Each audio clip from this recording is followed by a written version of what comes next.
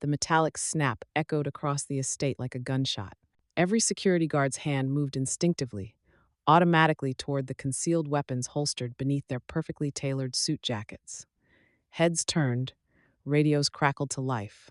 Someone dropped their coffee, the porcelain shattering against marble with a sound that felt too loud, too sharp, too wrong for the pristine quiet of a Tuesday afternoon. And then came the chain. Heavy, dragging, metal links scraping across stone with a sound that made grown men's spines go rigid. Code Black, someone hissed into their earpiece, voice tight with barely controlled panic. Max is loose. I repeat, Max is loose. Before we go any further, do me a favor, hit that like button.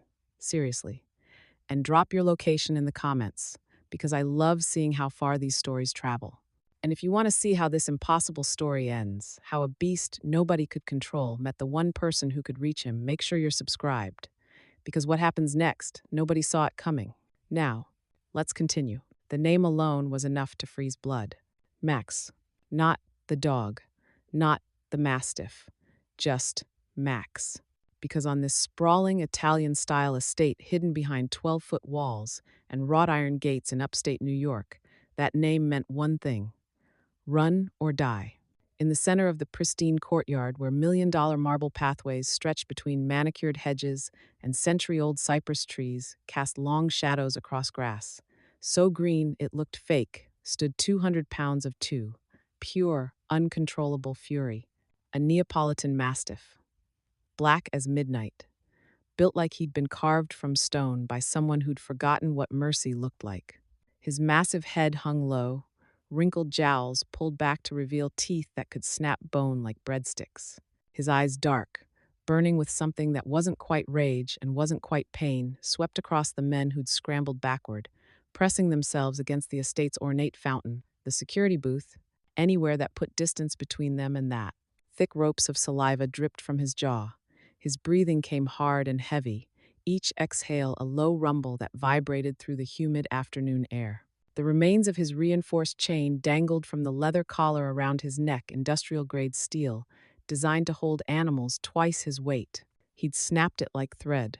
Broken links scattered across the marble caught the sunlight, glinting like spent shell casings. "Nobody move," one guard whispered, hand trembling on his radio. Jesus Christ, nobody move. But Max wasn't moving either. He just stood there, muscles coiled beneath that midnight coat, body tense like a loaded spring, scanning the estate with the cold calculation of something that had been trained to kill and had forgotten how to do anything else. This wasn't some suburban family pet who'd gotten loose from his backyard. This was a weapon, a living, breathing weapon that had been locked away for 8 months because he'd sent 3 professional handlers to the hospital, one with a shattered forearm that required surgery, another with reconstructive work on his leg that meant he'd never walk right again. The third refused to even talk about what happened, just took his settlement money and disappeared. 2 home invaders who'd made it over the estate walls last spring had begged the police to arrest them after Max got through with them. Begged. Grown men who'd done time in maximum security prisons, crying like children, saying prison was safer than facing that dog again. And then there was the incident with Vincent, the boss's own lieutenant, a man who'd survived gang wars and cartel hits, nearly mauled because Max didn't recognize him in the dark. After that, the decision came down from the top. Max stays locked up, always chained, always isolated. Too dangerous to trust, too valuable to destroy. Until today, until that chain snapped. A younger guard, maybe 6 months on the job, still thought bulletproof vests made him invincible, started reaching for the tranquilizer gun mounted inside the security booth. "Don't!" An older guard grabbed his wrist, voice urgent and low. "Don't you dare make any sudden movements. We can't just stand here." That's exactly what we do. We stand here. We don't make eye contact, we don't challenge him. And we pray to God someone gets the boss on the line before this animal decides which one of us he's going to tear apart first. The kid's face went white. "You're serious." "Kid, I watched Max put a 200-pound man through a chain-link fence. You really think your tranq gun's gonna drop him before he reaches you?" Pause. "He'll be on you in 3 seconds. You'll be dead in 5. So yeah, I'm dead serious." The estate stretched out around them like something from a movie, the kind of place you saw in magazines or crime documentaries. Tall tall cypress trees lined a private driveway that curved for half a mile before reaching the main road. Marble pathways wound between gardens that probably cost more to maintain than most people's houses. Fountains imported from Italy, sculptures worth six figures, surveillance cameras on every corner, hidden so well guests never noticed them. A fortress disguised as a mansion, the kind of place where dangerous men conducted dangerous business behind walls thick enough to muffle screams. But the most dangerous thing on the entire property, the thing that made hardened criminals check over their shoulders, had four legs and weighed as much as a grown man. Max took one step forward. The guards collectively held their breath. His paws massive, designed by nature to take down prey 3 times his size, left prints in the thin layer of dust that had settled on the marble. The broken chain dragged behind him, links scraping stone with that awful metallic whisper. Scrape. Step. Scrape. Step. Code Black confirmed, a voice crackled through multiple radios. All personnel maintain safe distance. Lethal force authorized if Max's head snapped toward the sound. One guard dropped his radio like it had burned him. The dog's ears cropped years ago for that classic intimidating look pinned back against his skull. His lip curled higher. A growl built in his chest, so deep and primal it didn't sound like it came from a dog at all. It sounded like it came from something older. Something that remembered when humans were prey. Jesus, someone whispered, he's gonna charge. He didn't. Max just stood there, that massive wrinkled face, turning slowly, methodically, scanning each guard like he was memorizing faces. Deciding. Calculating. This wasn't the mindless aggression of a rabid animal. This was something worse. This was intelligence mixed with trauma, training mixed with rage, loyalty twisted into something unrecognizable. From inside the mansion, 3 stories of imported brick and original architecture that screamed old money, someone was watching through bulletproof windows. The man they called the boss. The man who'd paid a fortune for this dog 2 years ago. The man who'd turned Max into the perfect guard dog. The man who'd broken him. Now, if you want to see how this impossible story ends, how a beast nobody could control met the one person who could reach him, make sure you're subscribed. Because what happens next? Nobody saw it coming. Let's continue. Now, you're probably wondering how we got here. How a dog, any dog, becomes this. How something that was supposed to protect, defend, and serve turns into something that even armed men are terrified to face. The answer isn't simple. It never is. But to understand what Max became, you need to understand what he was. Before the rage, before the isolation, before 8 months in a reinforced kennel, pacing like a caged nightmare, attacking anyone who came close. 2 years ago, on a rainy night in Sicily, a transaction took place that would change everything. A man in an expensive suit, stepping off a private plane. An underground breeder with a reputation for producing the kind of dogs you didn't find in pet stores. And a young Neapolitan Mastiff with potential that went beyond protection. This dog, the breeder had said in Italian, rain drumming on the hangar roof, doesn't just guard. He eliminates threats. He's intelligent, loyal, and built for one purpose: total domination of his territory. The man in the suit, the one they'd come to call the boss back in New York, had looked at the young Max and seen exactly what he needed. Not a pet, not a companion, a weapon. How much? The breeder had smiled. For you? For what you need him to do? Everything. And for 12 perfect months, Max had been exactly that. Everything. The boss's shadow. His statement to rivals that even nature itself bent to his will. The kind of guard dog that made people reconsider their life choices before they even thought about crossing that property line. Perfect obedience. Calculated aggression. Unwavering loyalty. Until one October night, when gunfire erupted across the estate, and everything Max had been trained to be shattered. But we're getting ahead of ourselves. Back in the courtyard, Max still stood in the center of all that expensive marble and imported stone. Still radiated that terrible coiled violence. Still made professional security personnel, men who'd served in military units, who'd worked executive protection details, who'd seen real combat look like terrified children. His breathing had slowed, not calmed, just controlled, like he was conserving energy, waiting for the right moment. One of the guards, Tony, 15 years on the job, 3 tours in Afghanistan, carefully raised his radio to his lips. Boss, he said, voice barely above a whisper. We have a situation. Static. Then, I see it.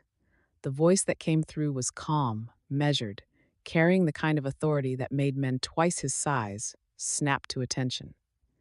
Nobody engages. Nobody provokes. Just contain the area. I'm coming down. Sir, with respect, that's not. That's an order, Tony. The radio went silent. Tony looked at Max, still standing there, still watching, still radiating that awful promise of violence, and thought about all the things he'd survived in his life. Roadside bombs, sniper fire, close quarters combat in places where hesitation meant death. None of it scared him like this dog scared him, because bombs and bullets and enemy combatants, those were predictable. You could prepare, you could train, you could understand the threat. But Max was something else entirely. 200 pounds of muscle and trauma wrapped in midnight fur, looking at the world through eyes that had seen too much, felt too much, broken too much to ever be predictable again. The kind of creature that made you understand why ancient humans had feared the dark. The afternoon sun beat down on the pristine estate. Somewhere in the distance, a lawnmower hummed. Birds sang in the cypress trees.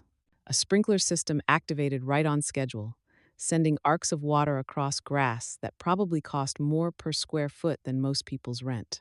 Normal, peaceful, perfect. Except for the 200-pound nightmare standing in the center of it all, and the armed men too terrified to breathe too loud. How long has it been? The young guard whispered. Tony glanced at his watch. 3 minutes. Feels like 3 hours. Yeah, Tony agreed, never taking his eyes off Max. Yeah, it does. Because somewhere in the back of every guard's mind was the same thought. This is how it ends. This is the day someone dies.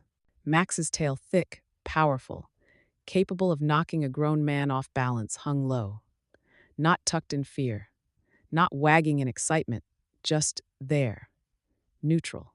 The way it hung before an attack. His ears swiveled, tracking sounds the humans couldn't hear.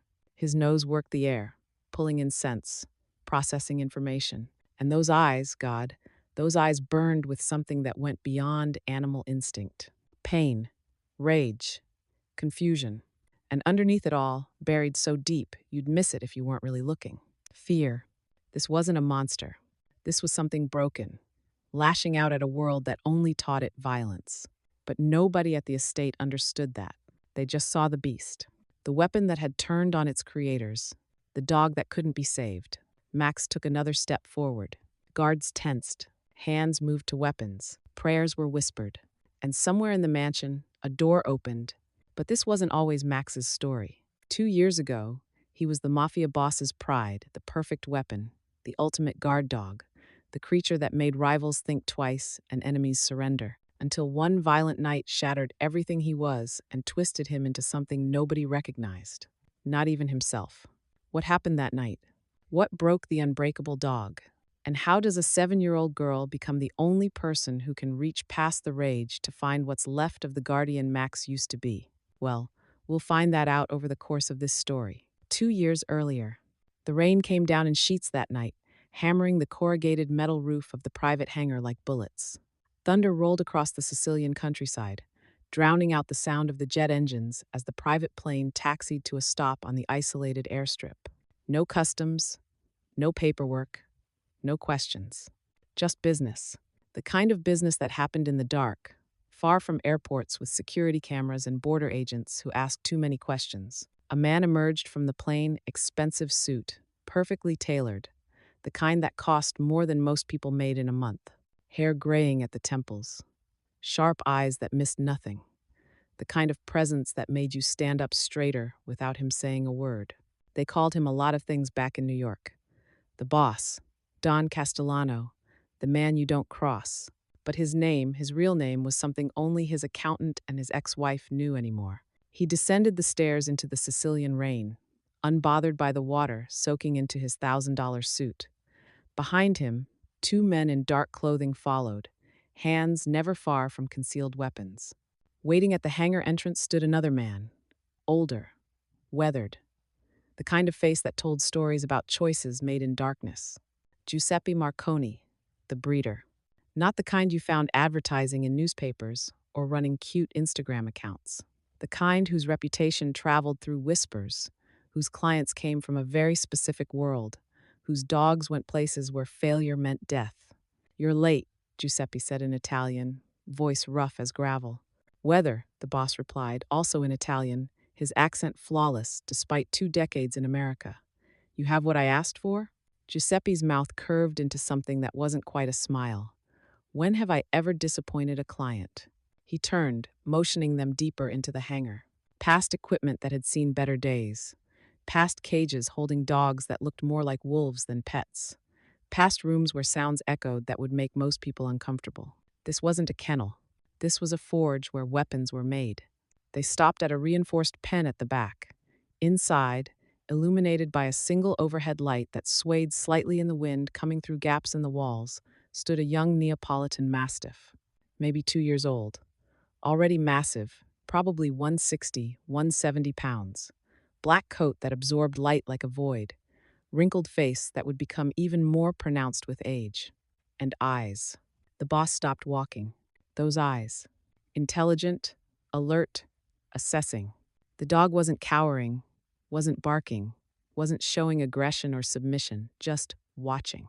Taking in the three strangers with the kind of calm focus the boss had seen in soldiers, in bodyguards, in men who understood danger and didn't flinch from it. "His name," Giuseppe said quietly, "is Massimo. Max, for short. 2 years old. 170 pounds now, will hit 200 by age 3. Perfect health, perfect temperament for your needs." "Temperament," the boss repeated, still watching the dog watch him. "Most dogs." Giuseppe lit a cigarette, the flame briefly illuminating his weathered face.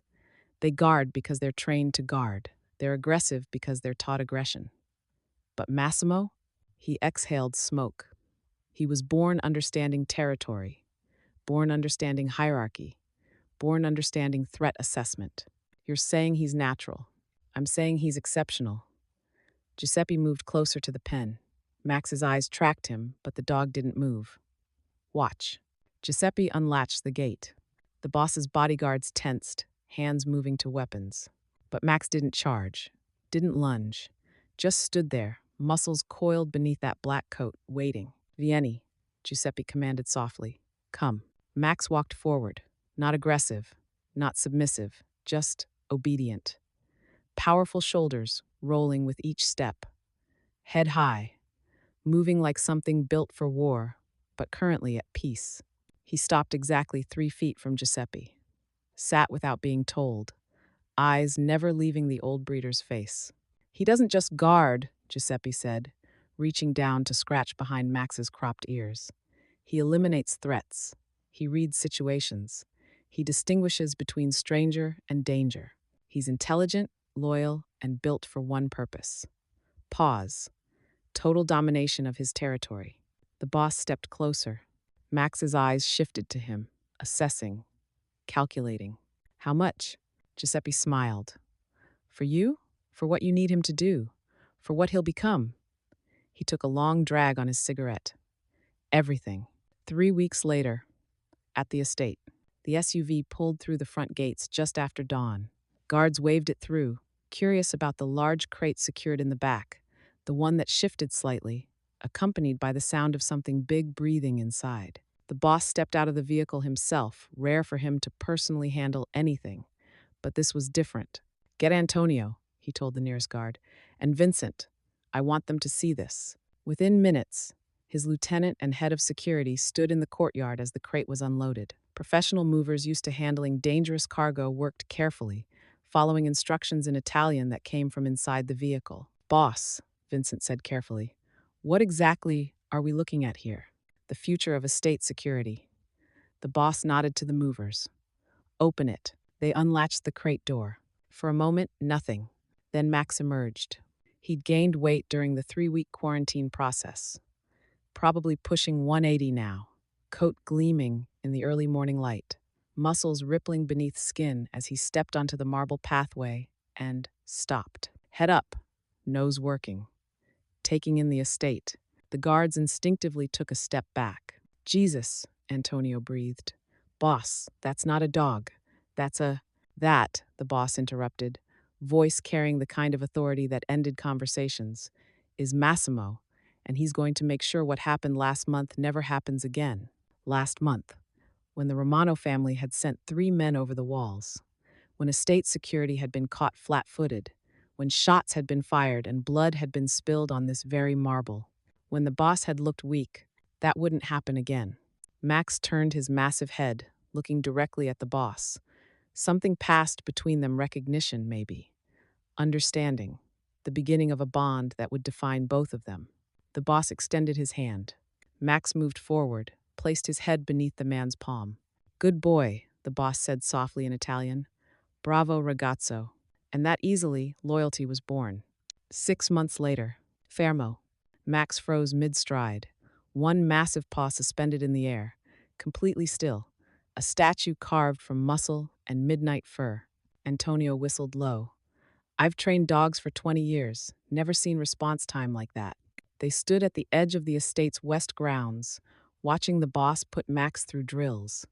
It had become a daily ritual. Dawn patrol, then training, then Max would shadow the boss throughout the day, lying at his feet during meetings, positioned by the door during dinners, always watching, always ready. Vieni.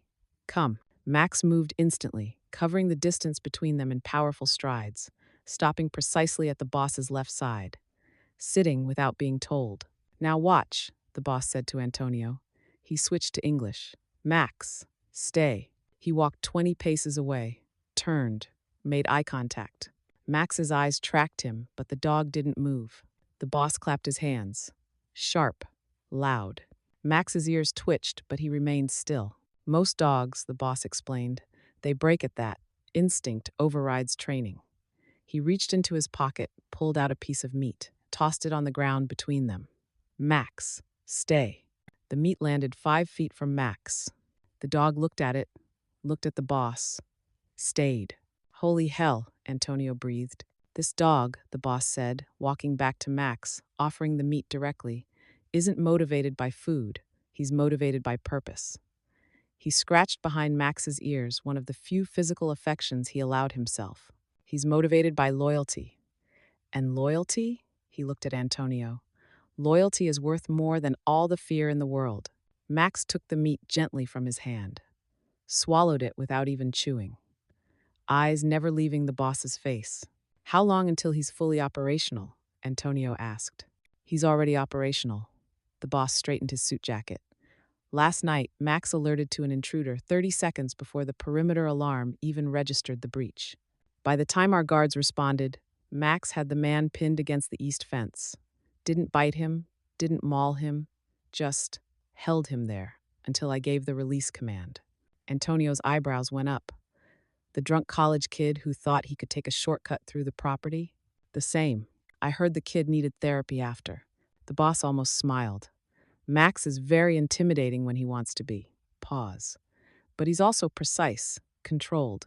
He understands the difference between threat and mistake. That kid was a mistake. So Max held him, scared him, taught him a lesson. His voice dropped.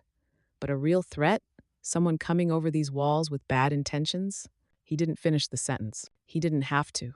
1 year later, the meeting took place in the boss's private study. Leather chairs. Expensive scotch. The kind of room where decisions got made that changed people's lives, usually not for the better. Vincent sat across from the boss, reviewing security reports.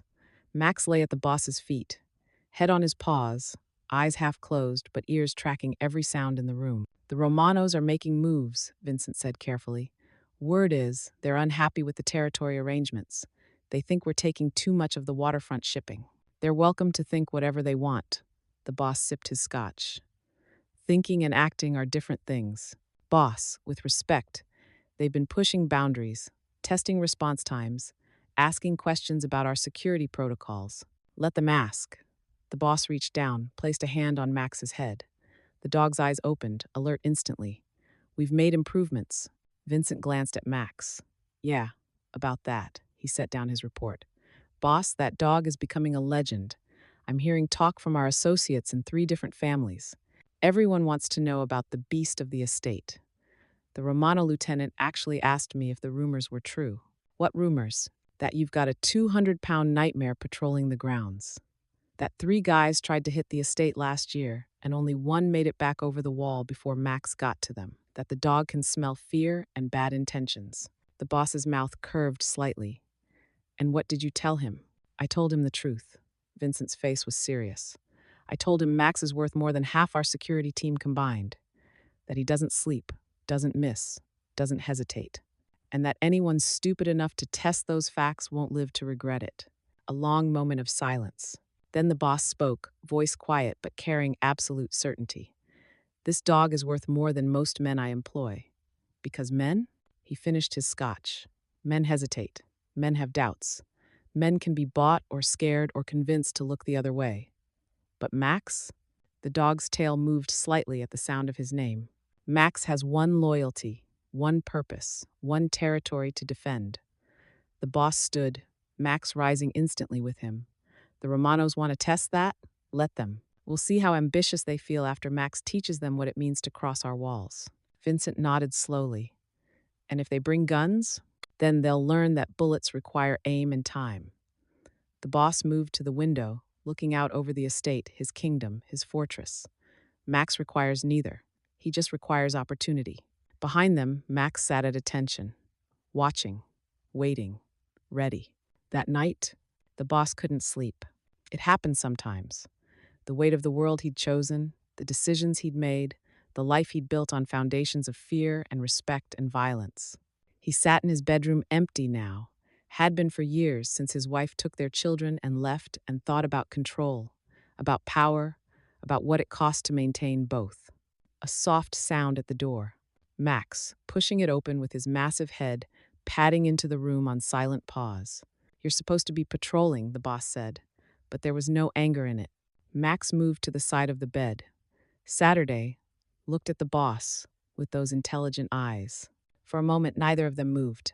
Then the boss reached out, placed his hand on Max's head, felt the warmth, the solidness, the absolute reliability of this creature who'd become more than a guard dog.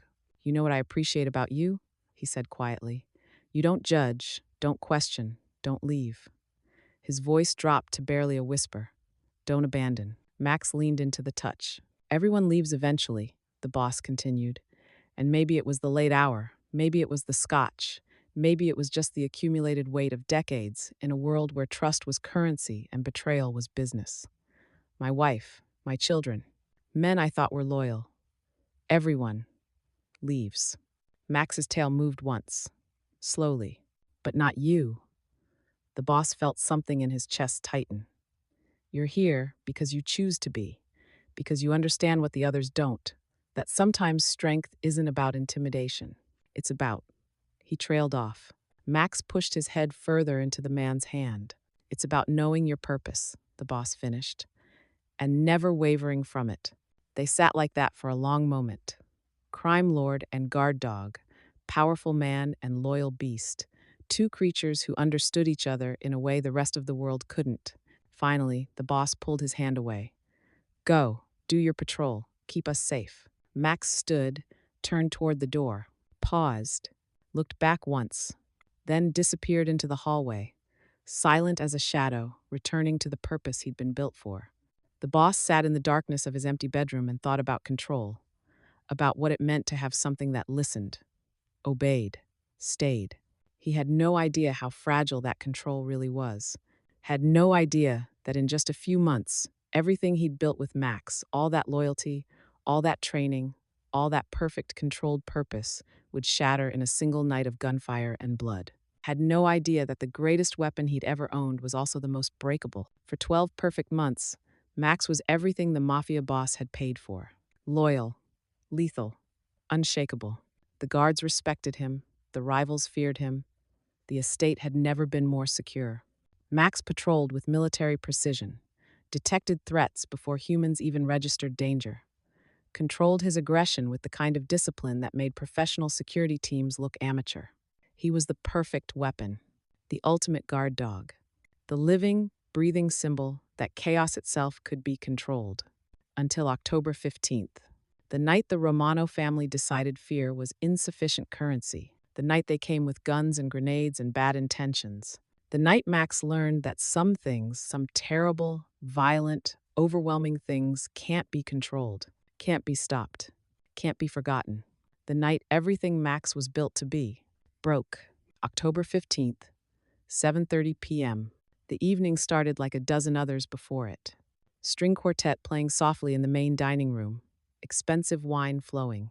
Men in tailored suits discussing shipping, manifests, and construction contracts, and all the legitimate business that made up the public face of the boss's empire.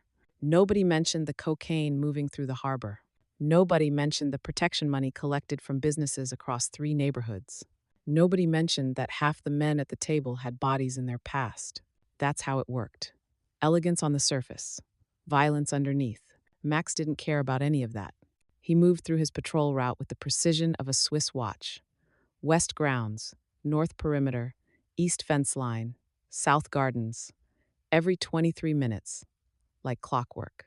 Nose working constantly, pulling information from the air that humans couldn't even imagine. Fresh cut grass, expensive cologne from the guests, wine, garlic from the kitchen, gun oil from the guards' weapons. Normal. All of it normal. Except, Max paused near the east fence, lifted his massive head, nostrils flaring. Something. Not a scent, more like an absence of scent, like the air itself was holding its breath. His ears swiveled, tracking sounds beyond the estate walls. Movement. Careful movement. The kind that tried very hard to be silent. Max's hackles rose slightly. Inside the mansion, through the bulletproof windows, he could see the boss at the head of the table, laughing at something a guest said, glass of wine in hand, completely relaxed. Max moved toward the main building. Not running, not alarmed yet, just checking. Following an instinct that had kept him alive through 2 years of guarding this territory.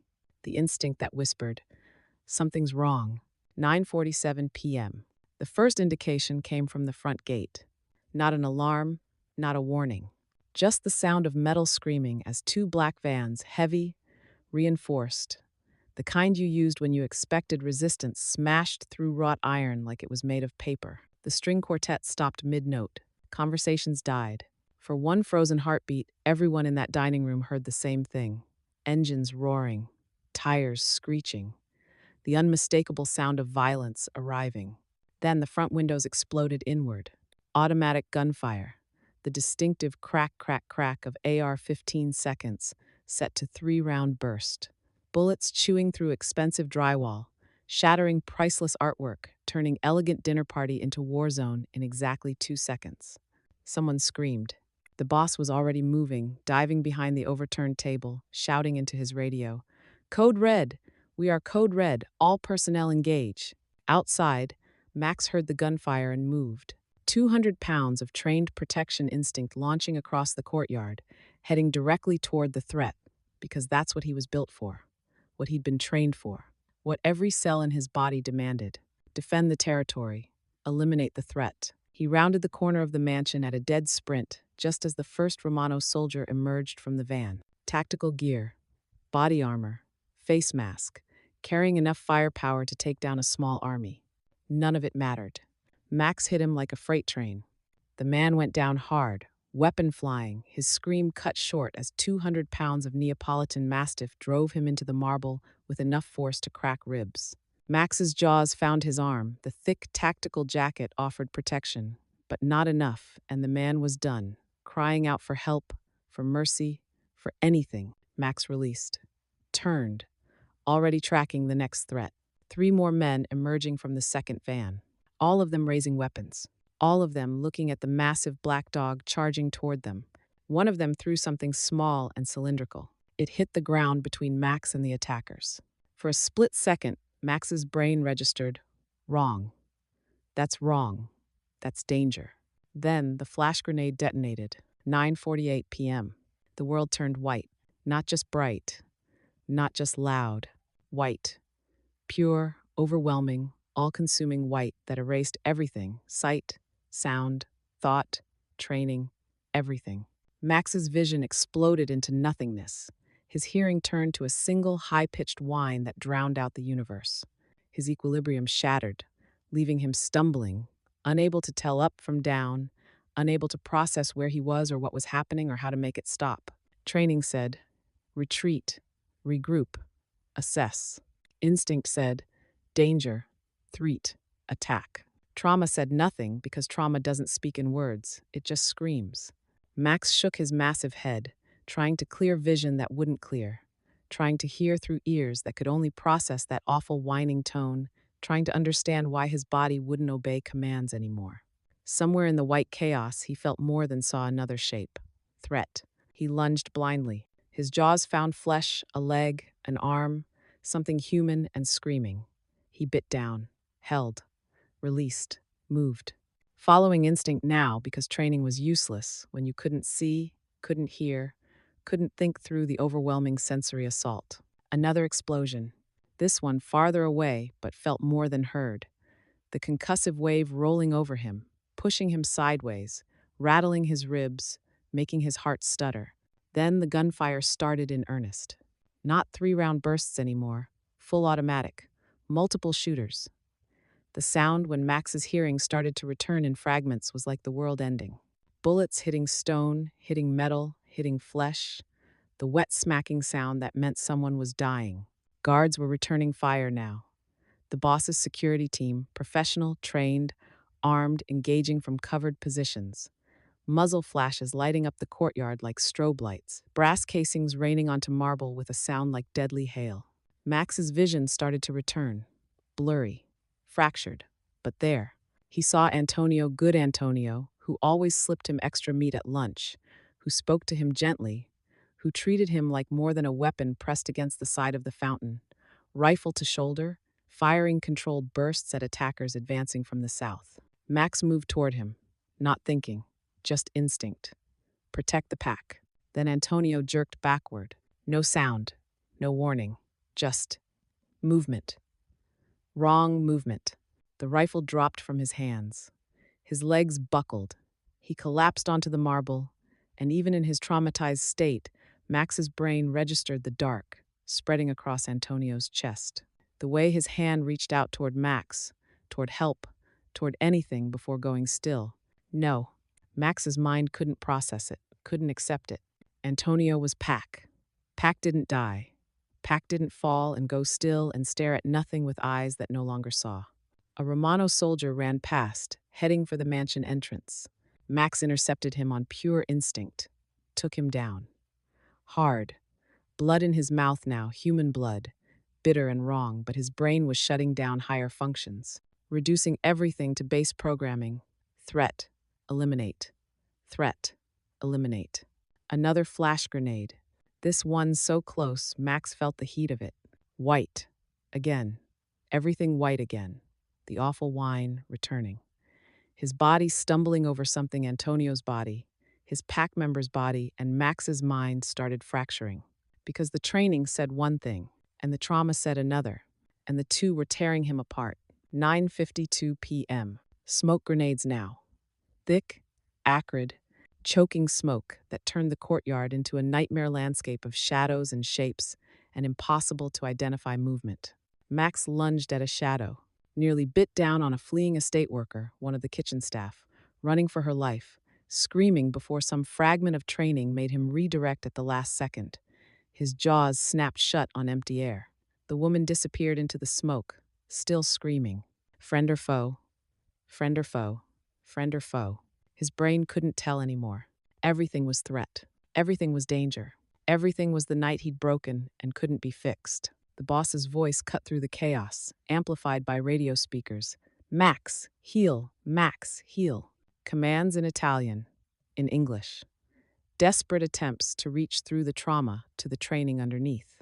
But Max couldn't hear them, or couldn't process them, or couldn't obey them, because his mind had officially left the building, and all that remained was trauma and instinct and rage. He saw another shape in the smoke. Charged. Realized too late it was Vincent, the boss's lieutenant, his pack, his family, and Max's jaws were already snapping toward him when Vincent threw himself backward, shouting, Jesus Christ, he's gone rabid. Someone contain him. More shapes. More targets. More everything moving and threatening and overwhelming. Max's world had become fire and smoke and blood, and that awful ringing in his ears that wouldn't stop, wouldn't fade, wouldn't let him think. Then came the incendiary device. 9:54 p.m. A Romano soldier, desperate, outgunned, staring at the massive black nightmare that had taken down 3 of his team, pulled something from his vest. Small cylinder, red marking, the kind of thing you used when bullets weren't enough. He threw it, not at the guards, at Max. It landed 6 feet away, started hissing, chemical reaction initiating. Max's nose screamed, wrong, fire, danger. He tried to move. Too late. The incendiary device detonated not an explosion, but a bloom of fire, white-hot magnesium burning at temperatures that made the air shimmer and twist, and Max's entire world became heat and light, and the smell of his own fur singeing. He yelped a sound he'd never made, not in 2 years of training, not ever, and stumbled backward directly into Antonio's body. The guard's dead eyes stared up at nothing. The fire crackled and burned. More gunshots, more screaming, more chaos. And something inside Max, something fundamental, something that held him together, something that made him more than a collection of trauma responses and violent instinct broke. Just shattered, like glass under pressure, like a cable stretched too far, like a mine pushed past what it was designed to handle. Max started attacking everything. Guard running past? Threat. Attacker advancing? Threat. Shadow in smoke? Threat. Everything was threat and nothing was safe, and the world was fire and blood and death, and he couldn't stop it, couldn't control, it couldn't make it stop. He's turned, someone shouted. Max has turned. Guards retreating now. Not from the Romano family, from Max. The boss's voice on the radio, hoarse with desperation. Emergency protocol. Lock down the kennel. Now, now. Somewhere through the chaos, through the trauma, through the absolute dissolution of everything Max had been, some fragment of training recognized that command. Kennel. Safe. Kennel. He ran. Not tactical, not controlled, just blind, terrified, running toward the only place that felt like safety anymore. The reinforced kennel door swung open, automatic system, activated remotely, and Max dove inside. The door slammed shut behind him, electronic locks engaged with heavy metallic chunks. And Max, trapped in the space that was supposed to be sanctuary, started throwing himself against the walls. Again, and again, and again, howling. A sound that wasn't quite rage and wasn't quite pain, but something worse, something that came from a mind that had watched its world end and couldn't process how to survive it. 10:15 p.m. The gunfire stopped. Romano family members, those still alive on their knees, hands behind heads, estate guards surrounding them with weapons ready, police sirens in the distance, ambulances, the machinery of aftermath grinding into motion. The boss stood in his courtyard suit jacket torn, blood on his hands, not his own, hair disheveled, looking at the wreckage of his fortress. Bullet holes everywhere, shattered glass, spent brass casings littering marble like deadly confetti, 3 bodies covered with sheets, his guards, his people. Antonio, Marcus, Thomas, dead, because the Romano family thought violence was negotiation. And somewhere behind the sound of approaching sirens, behind the moans of wounded men, behind the crackling of radios and the shouted orders and the organized chaos of crime scene management, Max was still howling. The boss walked toward the kennel. Slow steps, each one heavier than the last. He could hear Max throwing himself against reinforced walls, could hear the awful broken sounds coming from the dog's throat, could hear something he'd never heard before. His weapon was crying. Vincent appeared at his elbow, face grim. Boss, we need to talk about Max. Not now. Boss. I said not now, Vincent. The boss's voice cracked on the last word. They stood there, 2 men in expensive suits stained with violence, listening to a 200-pound Neapolitan Mastiff tear himself apart in a cage of his own trauma. What have I done to him? The boss whispered. Vincent didn't answer, because there was no answer. Only the sound of howling. Only the wreckage. Only the knowledge that the perfect weapon had become the broken beast. And nobody, not the boss, not the guards, not the trainers who would come in the following days, understood that the war outside had ended. But the war inside Max's mind, That war had just begun. Pause. When dawn broke over the blood-stained estate, the Romano threat was eliminated. Police had taken statements. Ambulances had carried away the wounded. The bodies covered, respectful, waiting for whatever came next, lay in the morning light like accusations. The boss hadn't slept.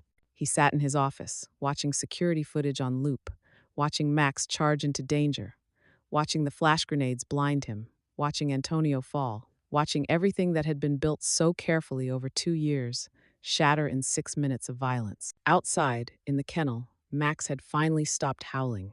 Now he just paced, back and forth, never stopping, never resting, eyes wild with things only he could see, shadows that moved like attackers, sounds that echoed like explosions, memories that played on repeat. Fire, blood, Antonio's dead eyes. Fire, blood, Antonio's. The perfect weapon was broken. The loyal guardian was lost. The dog who'd understood purpose and hierarchy and control now understood only trauma and fear and the awful knowledge that safety was a lie. Nobody understood that you can't train trauma away, can't command PTSD to heal, can't force a shattered mind to reassemble itself just because it's inconvenient for it to be broken. For the next 8 months, they would try. Professional handlers, medication, behavioral therapy, everything science and money could buy. None of it would work. Because Max wasn't a weapon that needed fixing. He was a soul that needed healing. And healing? Healing required something nobody on that estate knew how to give. Week 1, post-attack. Max hadn't eaten in 3 days. The food sat in his bowl, expensive, high-protein dog food mixed with raw meat, the kind that cost more per pound than most people spent on their own meals untouched, gathering flies in the October heat.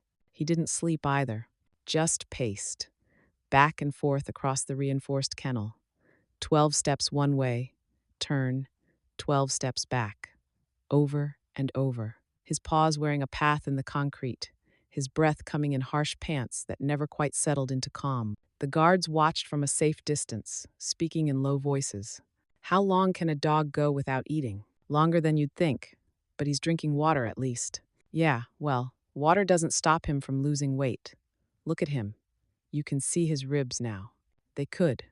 Max had dropped maybe 15 pounds already, his massive frame looking slightly gaunt, his black coat losing that glossy sheen that had made him so impressive just a week ago. But it wasn't the weight loss that scared them. It was his eyes, constant vigilance, never settling, always tracking sounds they couldn't hear, movements they couldn't see, threats that existed only in his traumatized mind. A leaf falling from a tree sent him into attack posture, teeth bared, hackles raised, a growl that came from somewhere primal and awful. A car door slamming 2 streets away made him lunge at the kennel fence, throwing his weight against reinforced steel with enough force to rattle the entire structure. Even the wind made him flinch. "We're drawing straws," Tony announced during the morning briefing. His face was grim. Someone's got to feed him, someone's got to clean his kennel, and nobody's volunteering.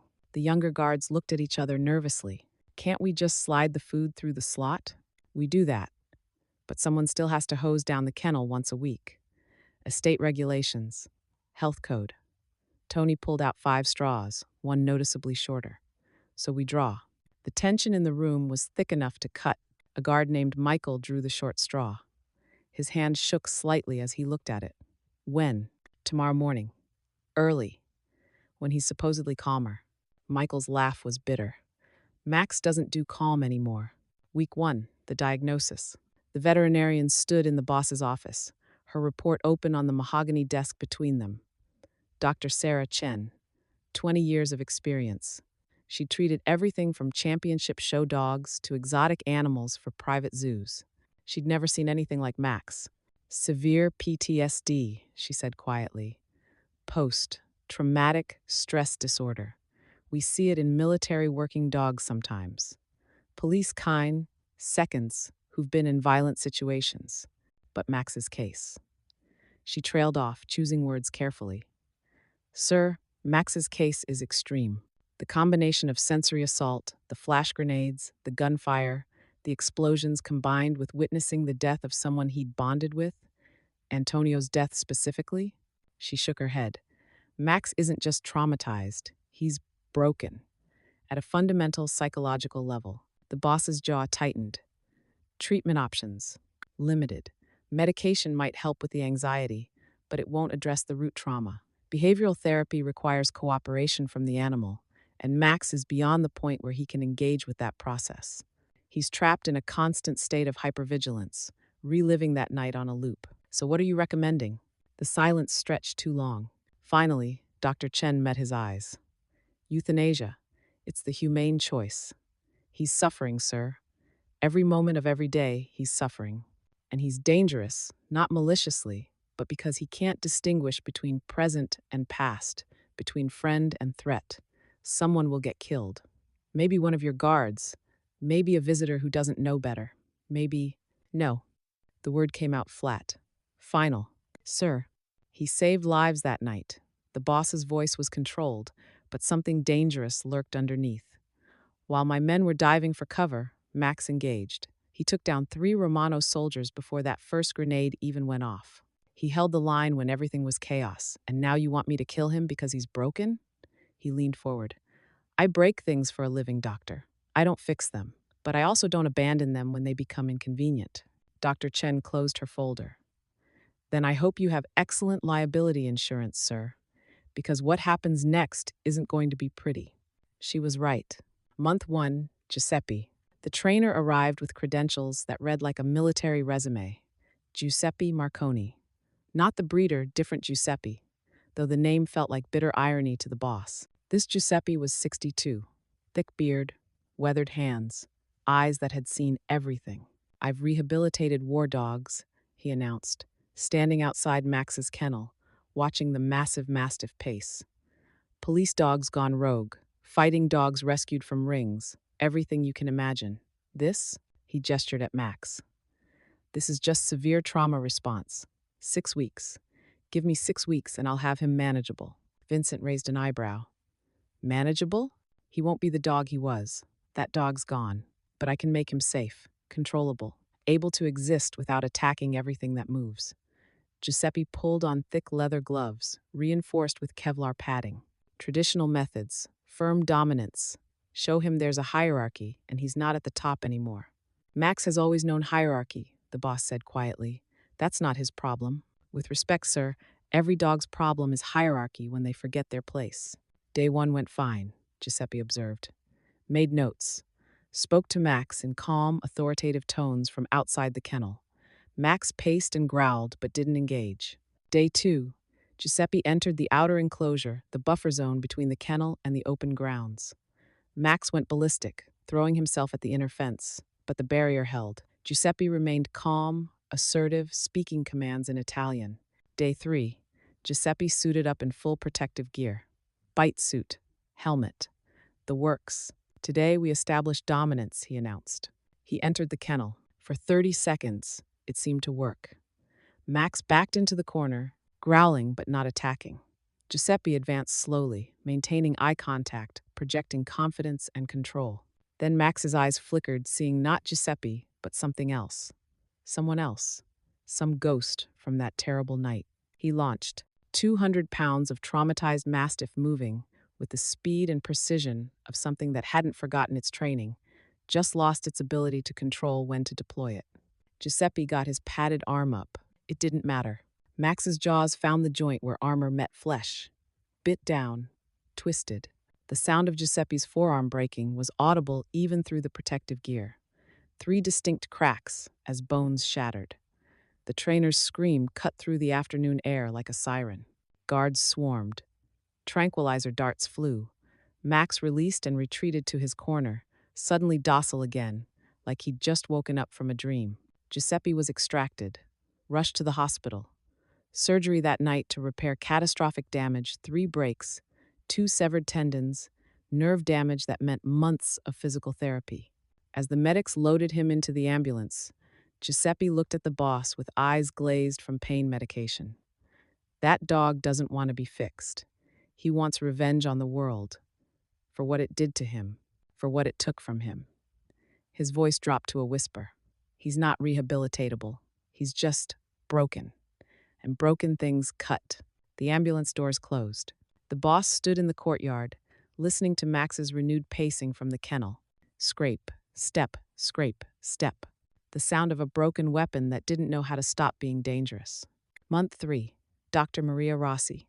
The animal psychologist had kind eyes and a gentle voice. She believed in positive reinforcement, in patience, in the fundamental goodness of creatures pushed past their limits by trauma. Animals aren't evil, she explained to the boss during their first consultation. They're just responding to their environment, their experiences, their pain. Max isn't trying to hurt people. He's trying to survive what he perceives as an ongoing threat. Her approach was radically different. No dominance, no force, just medication to help with the anxiety, and slow, patient desensitization to triggers. Food rewards for calm behavior, gentle voice work from outside the kennel, classical music played at low volume to soothe. For 2 months, she made progress. Small progress, incremental, but progress. Max started eating regularly again. His weight stabilized. The constant pacing slowed to occasional circuits. He even took food directly from Dr. Rossi's hand through the fence gently, carefully, showing the intelligence and control that had made him such an exceptional guard dog. "He's in there, Doctor," Rossi told the boss excitedly. "The dog he was, the loyal protector, he's still in there. We just need to help him understand that the threat is over, that he's safe now."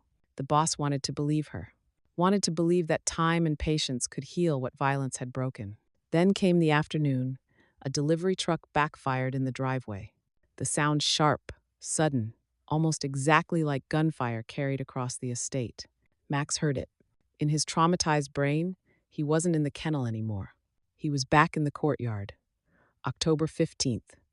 Gunfire and explosions and Antonio falling and fire and blood and threat. Dr. Rossi had just entered the outer enclosure, carrying his afternoon meal. She didn't see it coming. Max went from calm to catastrophic in a heartbeat, threw himself at the inner fence with enough force to bow the reinforced steel. The fence held, barely. But Dr. Rossi stumbled backward in shock, and that's when her foot caught on the raised edge of the concrete foundation. She fell, her leg twisted wrong. The sound of her knee dislocating was sickening. Max was still throwing himself at the fence, still caught in whatever flashback had seized him, still fighting enemies that existed only in his memories. Guards pulled Dr. Rossi to safety. EMTs arrived. Surgery. Reconstructive work on ligament damage that would leave her walking with a permanent limp. In the hospital, dazed on pain medication, she gave her final assessment through tears. He's trapped in that night. Every single day, he's reliving the attack. I can't. I tried, but I can't reach past the trauma. It's too deep, too fundamental. Her voice broke. He's in hell, and I can't get him out. The boss visited her, apologized, cut a check that would cover medical bills and then some. But the money didn't change the truth. Max was getting worse, not better. The military K9 specialist arrived with no illusions and even less patience. Frank Chen, former Marine dog handler. 3 tours, worked with dogs trained to detect explosives, track insurgents, engage enemy combatants. He'd seen combat stress in animals before, dealt with it, fixed it. "Look," he said, standing outside Max's kennel, arms crossed. "I don't do the touchy-feely stuff. I don't do medication and music therapy and positive reinforcement. I do reconditioning, hard reset.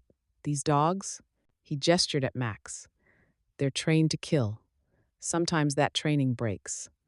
Sometimes they forget the only on command part. But they can be brought back in line. It just takes someone who isn't afraid to do what needs doing." He observed Max for 3 days. On day 4, he requested a meeting with the boss. "I'm out," he said flatly. Vincent frowned. "You haven't even tried." "I don't need to try. I know a lost cause when I see one." Frank pulled up footage on his tablet. Security camera views of Max in the kennel. "Watch his eyes. See how they track? He's not seeing what's actually there. He's seeing threats, constantly. Every shadow's an enemy. Every sound's an explosion. Every person who approaches is someone coming to hurt him. So recondition him," the boss said. "Sir, with respect, you can't recondition a dog who's living in a permanent nightmare. Max isn't just aggressive, he's psychologically shattered. I've seen war dogs break from combat stress, it happens. But they break in specific ways. They become fearful, avoidant, they hide, they cower, they refuse to work. Frank's voice hardened. Max is different. Max is fighting ghosts. Every single moment of every single day, he's back in that firefight. And you can't train that away. You can't command trauma to heal. The office fell silent.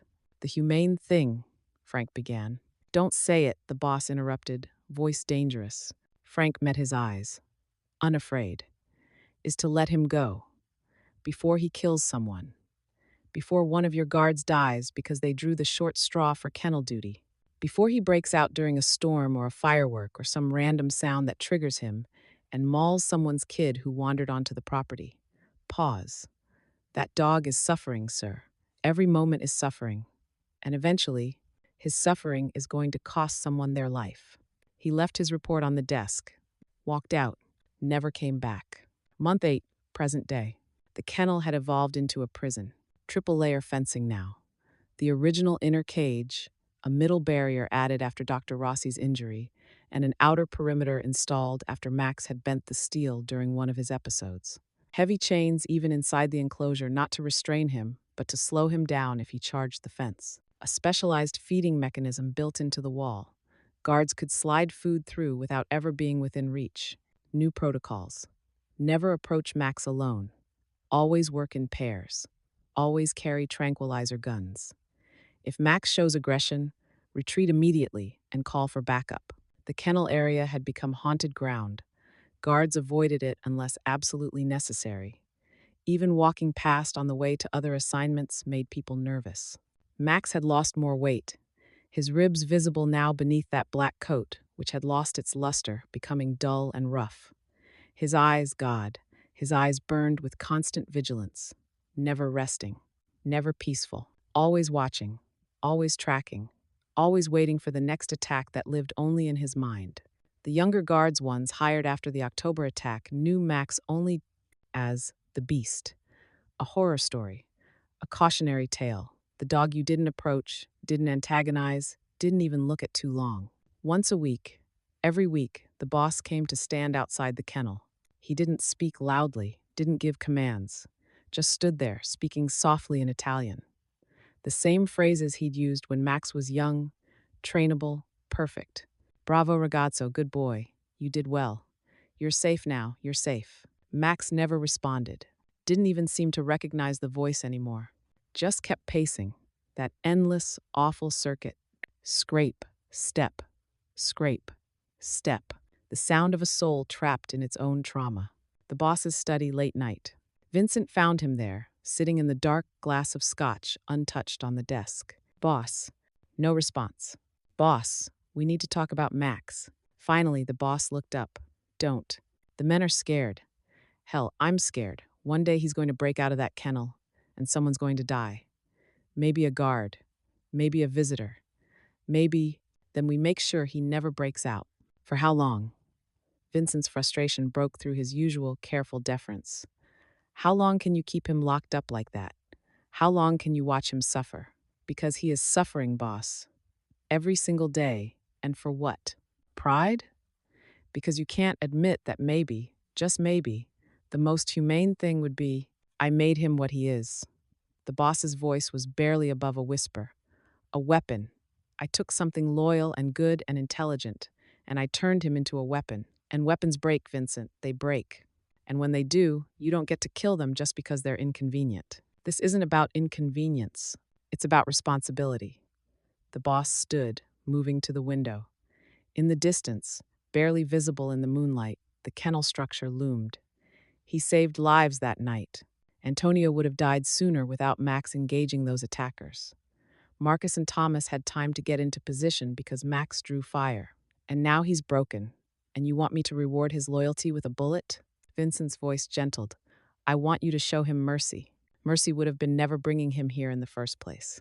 They stood in silence. Two men who'd built an empire on violence, staring at the evidence of what violence really cost. In the kennel, Max was still pacing. For 8 months, Max remained in his prison of reinforced steel and concrete. Too dangerous to rehabilitate, too expensive to destroy, too broken to heal. The staff whispered about him. The mad dog, the beast, the thing that used to be the boss's perfect weapon before it shattered into pieces, no one could put back together. Even the Romano family, what was left of them after the October assault, heard about it, used it as an insult in negotiations. Heard your dog went crazy, lost his mind, attacks everyone now. Guess that's what happens when you push things too hard. The boss had accepted this was Max's fate, a slow decline into deeper madness, isolated from the world, trapped in an endless loop of trauma and fear and rage that had nowhere to go. Neither of them knew that fate was about to walk through the front gate, in blue jeans and a red shirt, carrying a cartoon backpack, with curious green eyes that saw past surfaces to the truth underneath. A 7-year-old girl named Brianna, who would take one look at the most dangerous creature on the estate and ask the one question nobody else had thought to ask. Why is that doggy so sad? And in asking it, change everything. 6:47 a.m., 3 days after month 8. Marco Castellano's hands shook as he dialed the number he'd memorized 8 years ago but hoped he'd never have to use at this hour.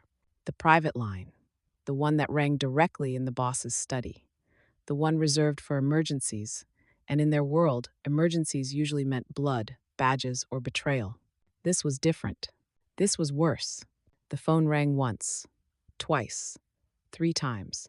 Marco glanced at the hospital room where his wife Teresa lay sleeping, still pale from emergency surgery 6 hours ago. What was supposed to be routine appendectomy had turned complicated. Internal bleeding, additional procedures. The doctors saying words like extended observation and minimum 3 days, and someone needs to watch her round the clock. His sister was in Colorado, his parents dead, Teresa's family in Italy, no neighbors he trusted with his daughter, no friends outside the carefully controlled circle of his work life, and he'd spent 8 years making sure those two worlds never touched. Marco. The boss's voice came through, alert despite the early hour. Men in his profession didn't sleep deeply. What's wrong? Sir. Marco's voice cracked. He cleared his throat, tried again. Sir, I know this is highly irregular. I know I'm breaking protocol by even calling this number for personal. Marco, what happened? My wife, Teresa. She's in the hospital. Emergency surgery last night, complications. They're saying 3, maybe 4 days minimum before she can come home. The words tumbled out too fast. I have no one to watch, Brianna. My daughter. She's 7. My sister's out of state. I have nobody. And I can't leave Teresa alone, but I can't bring Brianna to the hospital for 3 days straight, and I can't miss work because the quarterly reports are due and… Breathe, Marco. Marco breathed. His chest hurt. What are you asking? Just for today, maybe tomorrow. Marco heard the desperation in his own voice and hated it. I'll keep her in the office wing. She'll never see anything, never wander. I'll bring books, her tablet, coloring supplies. She won't be any trouble. She's a good kid, sir. Quiet, obedient. I have nowhere else. Silence stretched across the line. Marco's heart hammered. He'd violated a fundamental rule. Never bring family to the estate. Never expose innocent people to the world behind the mansion's elegant facade. The boss had made that clear 8 years ago when Marco took the position. Your family exists in one world, your work exists in another. Keep them separate or find another job. But what choice did he have? Finally, the boss spoke. What's her name? The question caught Marco off guard. Sir? Your daughter. What's her name? Brianna, sir. She's 7. Loves drawing and animals, and I had a daughter once. The boss's voice had gone soft in a way Marco had never heard. 2 daughters, actually. Haven't seen them in. It'll be 6 years this December. Divorce. Custody. The price of the life I chose. Pause. How old did you say? 7, sir. Another pause. Longer this time. Bring her. But Marco… The softness vanished, replaced by the voice that made men twice the boss's size straighten their spines. Keep her away from the West grounds, away from the kennels, away from anything that might remind her this isn't just a fancy office building. Understood? Yes, sir. Absolutely. Thank you, sir. Thank you so much. She won't be any. And Marco, your wife. Which hospital? Marco told him. I'll have flowers sent. And tell her doctors that any additional care she needs, any specialists, any extended treatment comes out of my pocket. Family takes care of family. The line went dead. Marco stood in the hospital corridor, phone still pressed to his ear, and tried very hard not to cry. 2:30 p.m., estate front gate. The silver sedan rolled through the ornate iron gates restored after the Romano attack, reinforced now with steel cores that could stop a truck, and Tony at the security booth did a double take. Marco's car. Expected. Routine. But the small figure in the passenger seat? Hey, Sal. Tony spoke into his radio, eyes never leaving the sedan. You seeing this? From the East Guard post, Marco brought his kid? What the hell? Boss approved it. Got the memo this morning. Tony waved the car through. But keep eyes on her. Make sure she stays in the office wing. Other guards noticed. Exchanges of confused glances, uncomfortable shifting, because children didn't come to the estate. Not ever. Children meant innocence, liability, questions that couldn't be answered. Children meant the real world intruding on the carefully controlled illusion. Marco parked in his usual spot near the mansion's east entrance, killed the engine, looked at his daughter. Brianna sat in her booster seat, still needed it for another year, maybe two, looking up at the massive building with wide, wondering eyes. 7 years old, small for her age, maybe 4 feet tall if you were generous. Shoulder-length blonde hair pulled back in a ponytail that her mother had done that morning before everything went sideways. Light freckles scattered across her nose like constellations. She wore faded blue jeans with a small grass stain on one knee from playing at the park last weekend. Bright red polo shirt, her favorite color. She insisted on wearing red at least twice a week. Black canvas sneakers that were starting to show wear, the kind of wear that came from a kid who climbed trees and chased butterflies and lived in that perfect space where the world was still mostly kind. Her backpack sat on her lap, purple, covered in cartoon unicorns and rainbows, stuffed with coloring books, crayons, a juice box, her tablet with the kid-safe headphones, everything a 7-year-old needed to stay occupied and quiet for a day in a place she didn't understand. Ready, sweetheart? Marco asked. Brianna's green eyes, her mother's eyes, sparkled with curiosity, not fear. Daddy, this is where you work? It's like a palace. Marco's throat tightened. It's just an office building, honey. A fancy one. Can I see inside? Is it all fancy like the outside? You'll be in my office mostly. But yes, it's nice inside. He helped her out of the car, gripped her small hand maybe a little too tight. Remember what we talked about in the car? Brianna nodded seriously. Stay close to you. Don't wander. Don't talk to strangers. Use my indoor voice.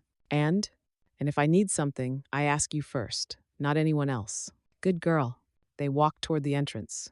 Brianna's head swiveled, taking everything in with the unfiltered wonder only children possessed.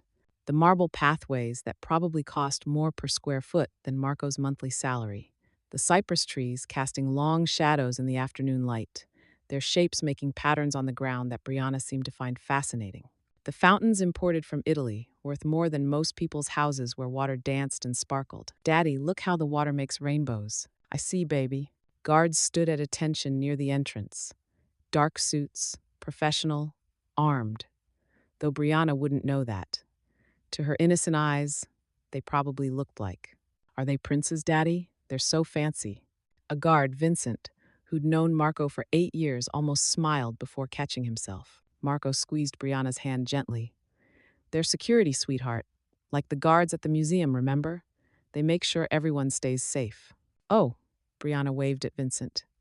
Hi, you're very tall. Vincent's face softened almost imperceptibly. Hello, young lady. Welcome to the estate. Thank you. Do you protect the palace? Something like that. They moved toward the office wing entrance, following the path that would take them safely away from the west grounds, away from the kennels, away from anything that 7-year-old eyes shouldn't see. But then Brianna stopped. Just stopped walking.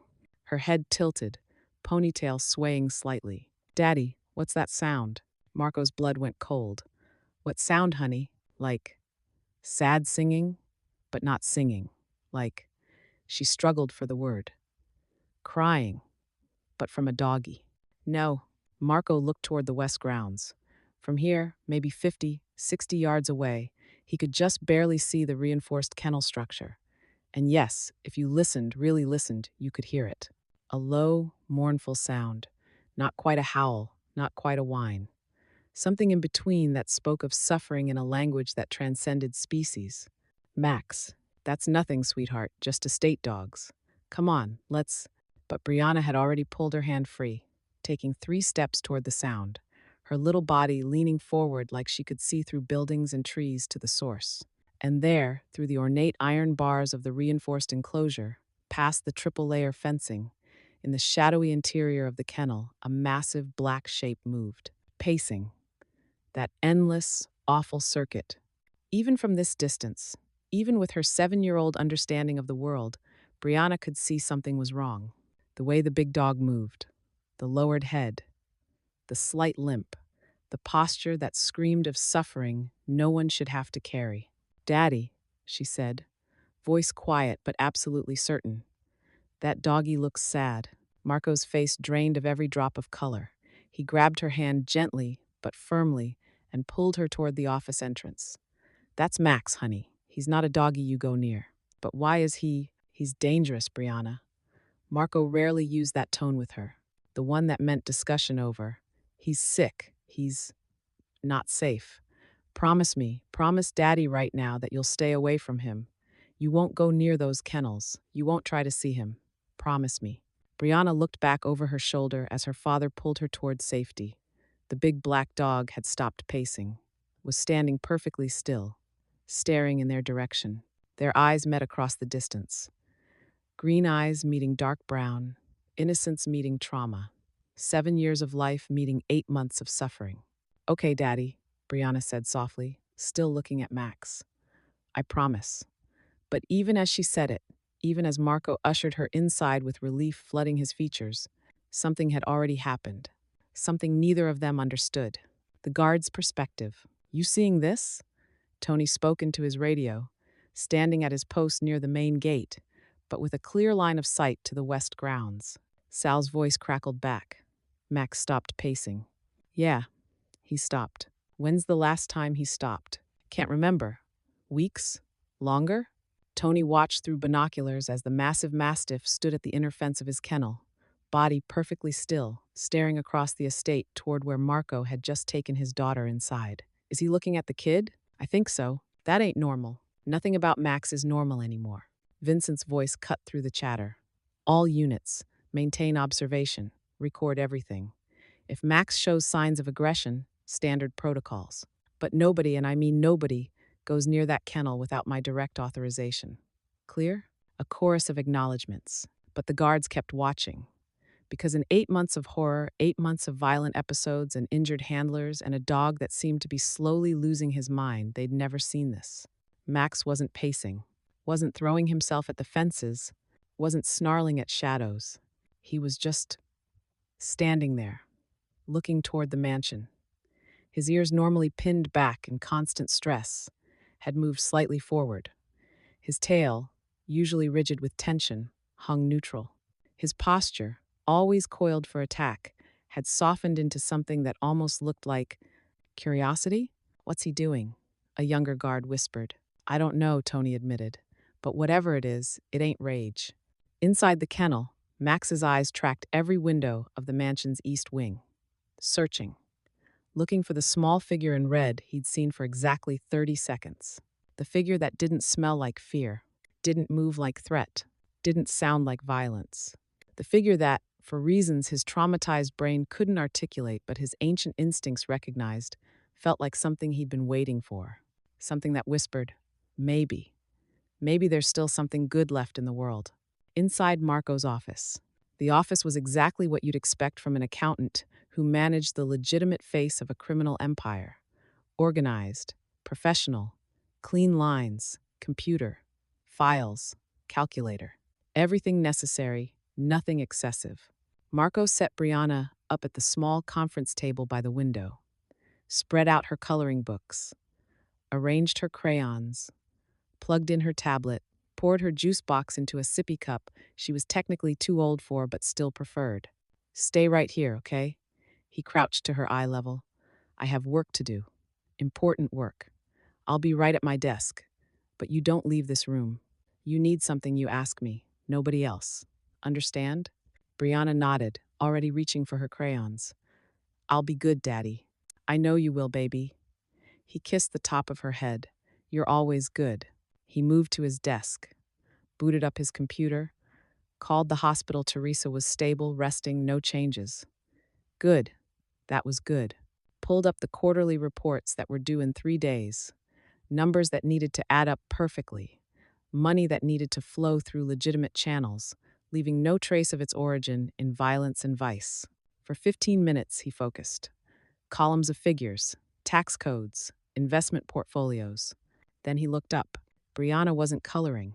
She sat at the conference table, but her attention was fixed on the window, the one that faced west, the one that, if you sat at just the right angle, gave you a narrow view of the kennel structure in the distance. Brianna, you okay, honey? Daddy, why is that doggy sad? Marco's hands froze on the keyboard. What? The big black doggy, Max. She said his name carefully, like she was testing how it felt. Why is he so sad? Did someone hurt him? Honey, I told you not to. I'm not going near him. I promised. She turned to look at her father, and the expression on her face made Marco's chest ache. But I can still see him from here. And he looks so lonely, Daddy, so sad. Like when Whiskers got sick and couldn't play anymore. Whiskers, their cat, dead 3 years now from kidney failure. Brianna had been 4. She'd cried for a week. Max is. Marco searched for words a 7-year-old would understand. He's sick, sweetheart. Not like Whiskers was sick, but sick in his head, in his feelings.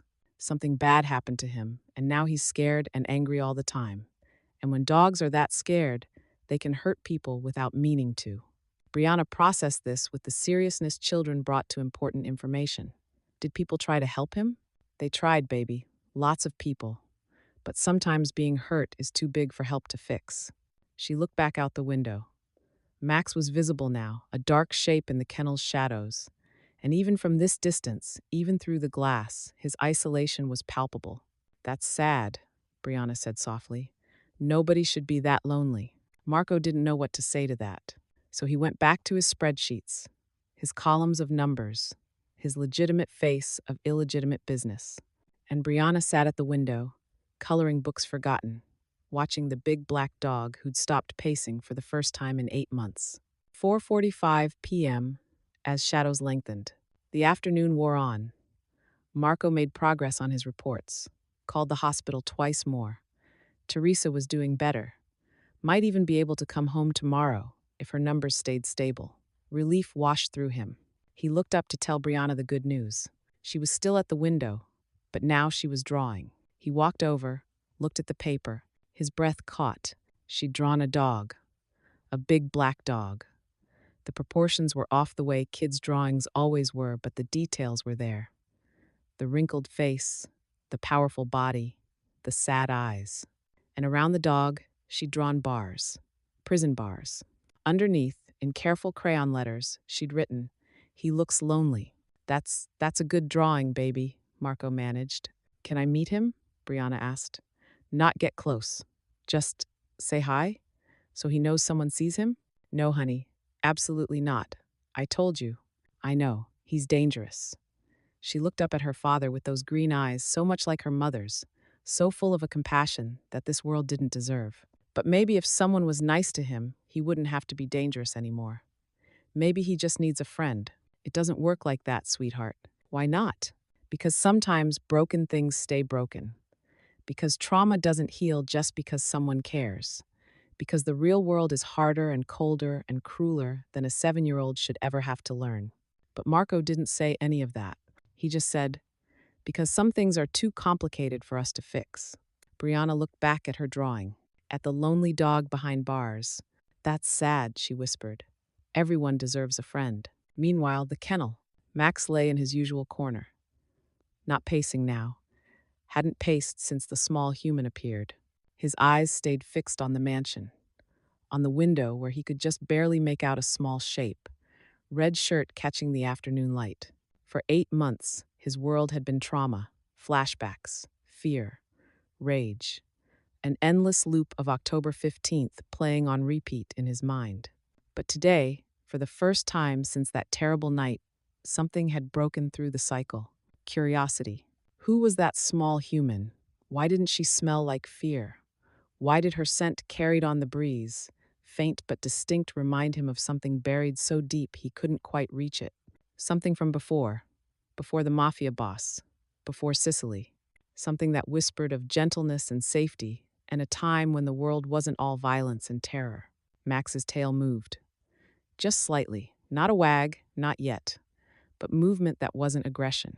The guards, watching through security cameras, looked at each other with expressions that mixed hope and disbelief. Boss needs to see this, Vincent said quietly into his radio, because in 8 months of horror, this was the first time Max had shown any sign that the dog he'd been the loyal, intelligent, protective guardian might still exist somewhere under the trauma. All because a 7-year-old girl in a red shirt had looked at him and seen not a monster, but a sad doggy who needed a friend. As afternoon shadows lengthened across the estate, Brianna sat at the window drawing pictures. But she wasn't drawing unicorns or rainbows like usual. She was drawing a big black dog behind bars. And underneath, in careful crayon letters, she'd written, "He looks lonely." Across the grounds, Max lay in his kennel, still staring toward the mansion. For the first time in 8 months, his eyes held something other than trauma. They held a question. Who is she?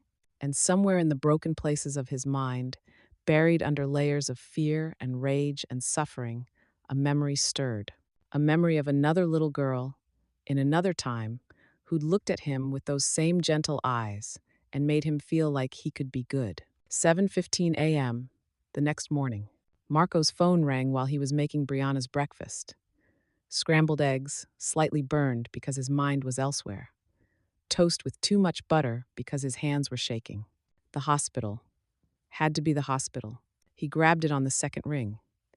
Hello? Mr. Castellano, this is Dr. Patel. I'm calling about your wife.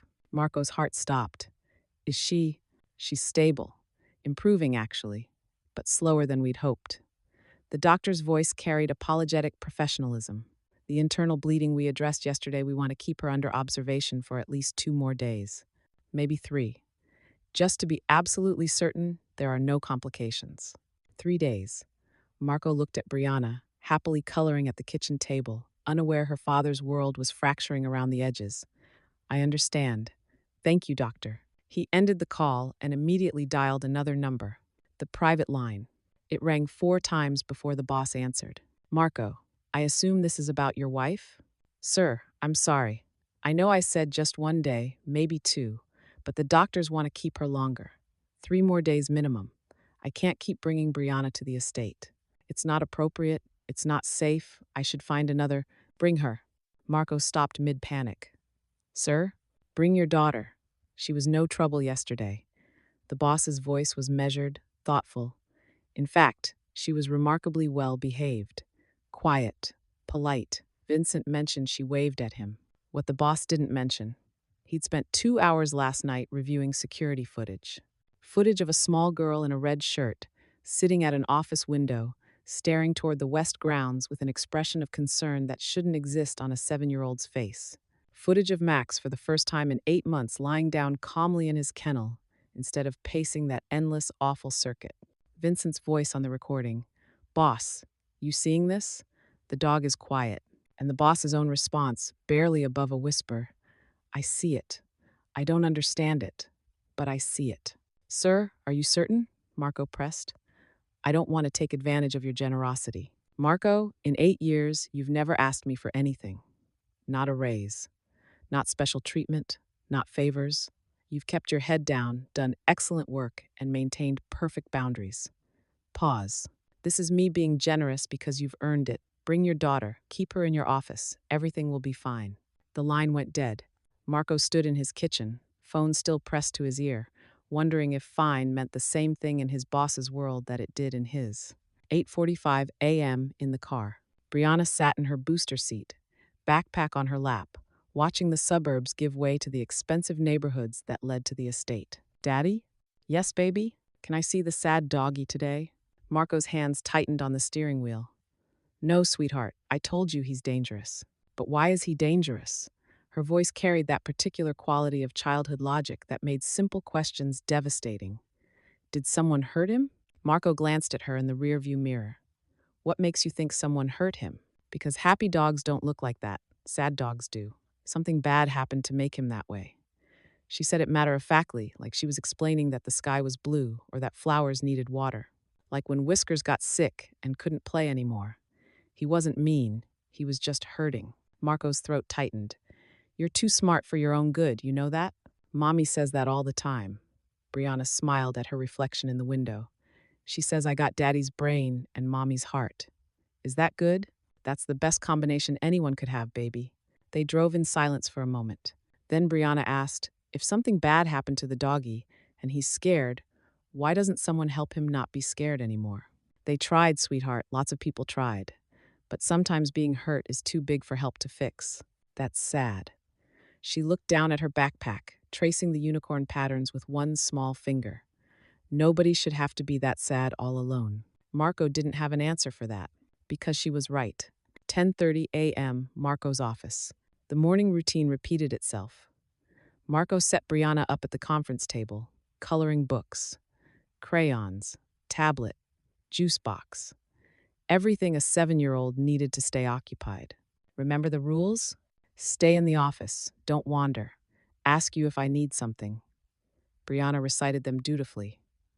I'll be good, Daddy. I know you will. Marco settled at his desk. Quarterly reports still needed finishing. Numbers that needed to reconcile. Money that needed to appear legitimate on paper while hiding its true origins in the shadows. His phone rang. Hospital with an update. Then Vincent with a question about expense reports. Then the boss's personal attorney with a complex tax query. By the time Marco looked up from his screen, 45 minutes had passed, and Brianna's chair was empty. Brianna? No answer. He stood, heart racing, checking behind the desk, by the bookshelf, near the small bathroom. Gone. Brianna. He ran for the door. Security station, same time. Tony was reviewing camera feeds when he caught movement on screen 6. Small figure, blonde ponytail, red shirt, crossing the courtyard, heading west. Oh no. Oh hell no. He grabbed his radio. We got the kid loose. Repeat, the kid is loose. And heading toward what? Sal's voice crackled back. Toward Max's kennel. Silence on the line. Then multiple voices erupting at once. Someone grab her before. How the hell did she get out? Where's Marco? Mobilize. Now. But don't run, don't scare her. Nice and easy. 4 guards converged from different positions, trying to intercept without causing panic, without making the small girl do something unpredictable like run toward the most dangerous animal on the estate. But Brianna moved with the purposeful determination of children who didn't understand fear because they hadn't learned it yet. She'd slipped out when her father was distracted. Not because she was disobedient, not because she was rebellious, but because in her 7-year-old understanding of the world, lonely things needed company, sad things needed kindness, and the big black doggy behind bars looked like he needed both. She didn't understand what dangerous meant. Not really. She just understood lonely. The kennel. Outer perimeter. Brianna reached the fence surrounding the kennel complex before the guards could intercept. Warning signs everywhere. Big red letters she couldn't fully read yet, but pictures that made the message clear. Danger. Aggressive animal. Do not approach. Authorized personnel only. She looked at the pictures. Dogs with bared teeth, slash marks through stick figures. Then she looked past them to the kennel itself. And there, in the shadows of the reinforced structure, she saw him. Max. Bigger than she remembered. More intimidating in proximity. His massive, wrinkled face, his powerful shoulders, the heavy chains that still dangled from his collar, even inside the supposed safety of his enclosure. She should have been afraid. Every instinct evolution had programmed into humans over millennia screamed predator, danger, run. But Brianna had inherited her mother's fearless compassion and her father's calm observation.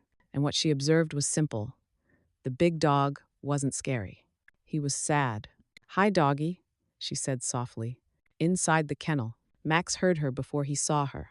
The sound of small footsteps, light breathing, the rustle of denim jeans against fabric, A child sent soap and crayons and something sweet like fruit juice. For 8 months, every approach to his kennel had meant pain. Handlers with needles, guards with tranquilizers, trainers with electric prods hidden behind gentle words. Every human who came close brought restraint, medication, or violence disguised as help. His brain had learned approach equals threat. But this approach was different. No heavy boots, no tactical gear, no scent of fierce sweat or aggressive intention.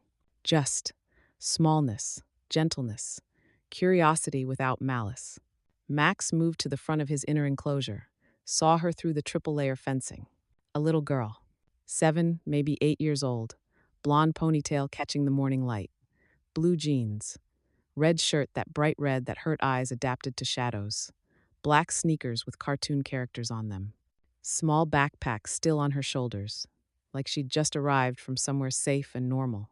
She stood 10 feet from the outer fence, not crowding, not reaching, just standing there, watching him with eyes that held no fear, only concern.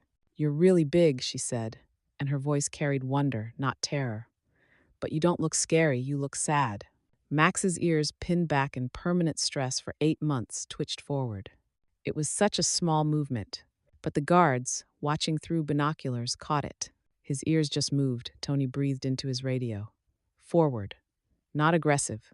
That's a curiosity response." "Stay sharp," Vincent ordered. One wrong move, and we trank him. Max took one step toward the inner fence. Guards' fingers tightened on triggers. Brianna smiled. Not a nervous smile. Not a scared smile. Just a genuine, warm, 7-year-old smile that said, "I see you, and you're not a monster to me." "You must be so lonely in there," she said. And then Max did something nobody had seen in 8 months. He sat down. Just Saturday. His massive haunches lowering to the concrete floor. His tail, usually stiff with aggression, relaxing into a neutral position. His body language shifting from threat assessment to something that looked almost like calm. "Jesus Christ," one guard whispered. "He's sitting. He never sits." "Kid, don't move," another guard called out, trying to keep his voice gentle despite the panic flooding his veins. "Stay very still, okay? We're coming to get you." But Brianna wasn't listening to the guards. She was listening to something else. Some instinct that children possessed before the world taught them to ignore it. The instinct that said, "This creature is safe. This creature needs help." She took 2 steps closer to the outer fence. "Kid, stop, don't." She pressed her small hands against the chain link. Max watched those little hands. Watched the way they pressed against metal without aggression, without threat, just contact. Connection. The universal language of "I'm here, I see you." And something in his traumatized brain, buried under layers of PTSD and rage and suffering, whispered, "Not threat, not danger. Something safe." Marco's arrival? Brianna. Marco's voice cut across the courtyard like a whip crack. He'd found her empty chair. Checked the bathroom, the hallway, the break room. Then Tony had radioed, "She's at Max's kennel." Marco had run. Faster than he'd ever run in his life. Across marble pathways. Past fountains, through gardens, his dress shoes slipping on stone, his tie flying, his heart trying to explode through his ribcage.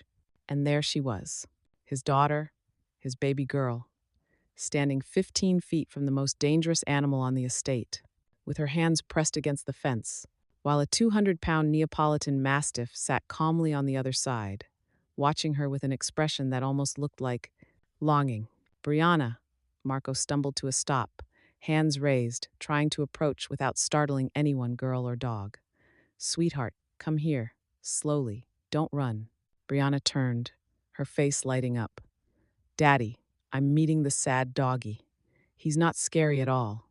He just needs a friend." Marco's legs felt like water. "Baby, we talked about this. You promised." "I know." Brianna looked genuinely apologetic. "But I kept thinking about how lonely he was. And nobody says hi to him, Daddy. Nobody. That's so sad. So I just wanted to say hi, so he knows someone sees him." Marco looked at Max. Really looked at him. The dog wasn't snarling, wasn't lunging at the fences, wasn't showing any of the explosive aggression that had characterized 8 months of trauma. He was just sitting there, watching Brianna, with an expression that made Marco's throat tighten, because the dog looked grateful, like he'd been waiting 8 months for anyone to look at him without fear or pity or disgust, and a 7-year-old girl had given him that gift. Come on, sweetheart. Marco extended his hand, voice gentle. Let's go back to the office. We can talk about this, but you need to come with me now. Okay, Daddy. Brianna took her hands off the fence. Bye, Max. I hope you feel better soon. Max didn't move as she walked away. But as Marco got closer, as this new human entered, his space instinct flared. Threat. Protect territory. Defend. Wait. The small girl was between him and this potential threat. Max could lunge, could attack, could let 8 months of trauma explode into violence. But if he did, the small girl might get hurt. The thought cut through the fog of his PTSD with crystalline clarity. Not her. Anyone but her. Max backed up. 3 deliberate steps backward. Away from the fence. Away from confrontation. Removing himself as a danger. The guards, watching through cameras, looked at each other with expressions that mixed shock and disbelief. Did he just... Sal trailed off. He backed down, Tony finished. Max just voluntarily backed down from a confrontation. When's the last time he did that? Never. We've never seen him do that. Vincent's voice crackled over the radio. Get Marco and the kid to safety. Then somebody page the boss. He needs to see this footage. The boss's office, 30 minutes later. Marco stood in front of the mahogany desk, Brianna beside him, while the boss sat in his leather chair, looking more thoughtful than angry. Young lady, he said, voice carrying authority but not cruelty, I understand you went somewhere you weren't supposed to go. Brianna looked up at him, this elegant older man with gray at his temples and sharp suit, and eyes that had seen things a child shouldn't know existed, and she wasn't intimidated. I'm sorry, sir, she said seriously, but that doggy looked so lonely. I just wanted to say hi. The boss studied her, really studied her, then looked at Marco. Your daughter is remarkably brave, or remarkably foolish. I'm not sure which. She's 7, Marco said weakly. She doesn't understand. Oh, I think she understands more than you give her credit for. The boss leaned forward. Brianna, that dog is very dangerous. He's hurt people. Badly. People who are trained to handle dangerous animals. Brianna considered this. Did they try to hurt him first? The boss blinked. What? The people he hurt. Did they try to hurt him first, or make him do things he didn't want to do? Silence fell over the office like a blanket. What makes you ask that? The boss asked quietly. Because something bad happened to him. That's why he's scared. And scared things bite. She said it with the simple wisdom of someone who'd learned this truth from experience. My mommy volunteers at the animal shelter. Sometimes they get cats who are really mean, but mommy says they're not mean. They're scared because people hurt them before. So you have to be extra nice and patient, and eventually they remember that not all people are bad. The boss looked at Marco. Where did she learn that? Her mother, Teresa. She volunteers at a rescue shelter. Marco's voice was tight. Teaching our daughter compassion. The Mafia boss sat back in his chair. For a long moment, he just looked at Brianna, this small girl in her red shirt and scuffed sneakers, with grass stains on her jeans and a unicorn backpack, standing in an office where men made decisions that ended lives, and all she cared about was whether someone was being nice to a lonely dog. Miss Brianna, he said finally, I need you to promise me something. Can you do that? Yes, sir. I need you to promise me you'll stay away from Max. No more visiting his kennel, no more getting close. He's dangerous, and I don't want you to get hurt. Can you promise me that? Brianna's face fell. I promise, but... She hesitated. Can someone please be nice to him so he knows not all people are bad? The question hung in the air. The boss looked at this child, this innocent, compassionate child, and felt something crack in his chest that he'd thought was calcified decades ago. I'll make you a deal, he said. You stay away from Max, and I'll make sure someone is nice to him, okay? Brianna's face brightened. Okay, thank you, sir. Marco ushered her out quickly before she could say anything else that might break the careful boundaries between innocence and the world they occupied. But after they left, the boss sat alone in his office for a long time. Then he called Vincent. Pull the security footage from this morning. All of it. I want to see exactly what happened when the girl approached Max. That evening's security review, they watched the footage on loop. The small girl approaching, Max sitting calmly, the backward retreat when Marco arrived. Boss, I've never seen him like this, Vincent said quietly. Calm, responsive, not aggressive at all. She spoke to him like he's a dog, the boss murmured. Not a monster, not a weapon, just a dog. What are you thinking? The boss was silent for a long moment. Then, we've been trying to dominate him, control him, medicate him into submission, but nobody tried to just talk to him, like he's still the intelligent, loyal dog he was before that night. You want to test something? Maybe. The boss rewound the footage, watched Max's ears move forward again. If Marco agrees, if the girl's mother allows it, a controlled experiment. Vincent's expression was grim. Boss, you're playing with fire. Vincent, I've been playing with fire for 30 years, built an empire on it. He paused the footage on Brianna's smiling face. But maybe this time, fire doesn't need more fire. Maybe it needs water.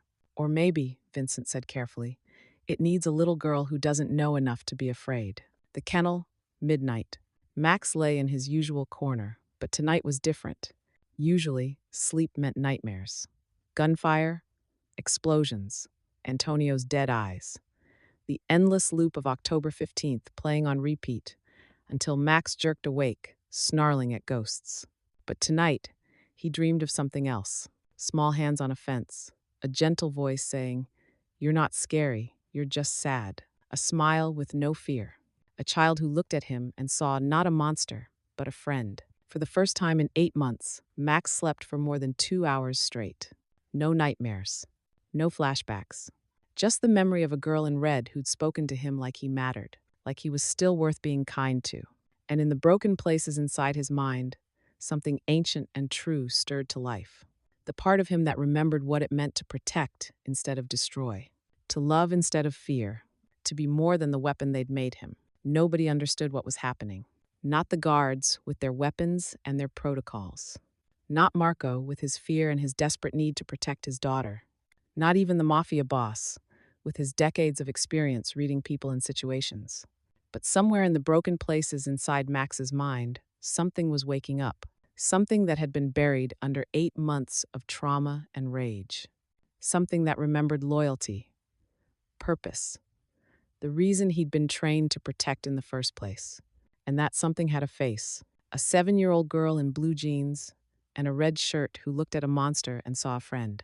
Who looked at trauma and saw suffering. Who looked at isolation and said, nobody should be that lonely. The connection made no sense, but it was there. Real, undeniable, and it was about to change everything. Midnight, Max's kennel. Sleep came differently tonight. For 8 months, Max had fought it. Because sleep meant nightmares, meant reliving October 15th on an endless loop, meant waking up snarling at ghosts, his heart hammering, his body coiled for threats that existed only in the broken places of his mind. But tonight, exhaustion pulled him under with unusual gentleness. His massive body relaxed in the corner of his kennel, the spot where he could see both entrances, where his back was protected, where survival instincts said he was safest. His breathing settled into something steady, deep, almost peaceful. The guards monitoring the security feeds looked at each other in confusion. Is he actually sleeping? When's the last time we saw him sleep? Can't remember. Weeks? Months? On the screen, Max's chest rose and fell in slow rhythm. His eyes closed.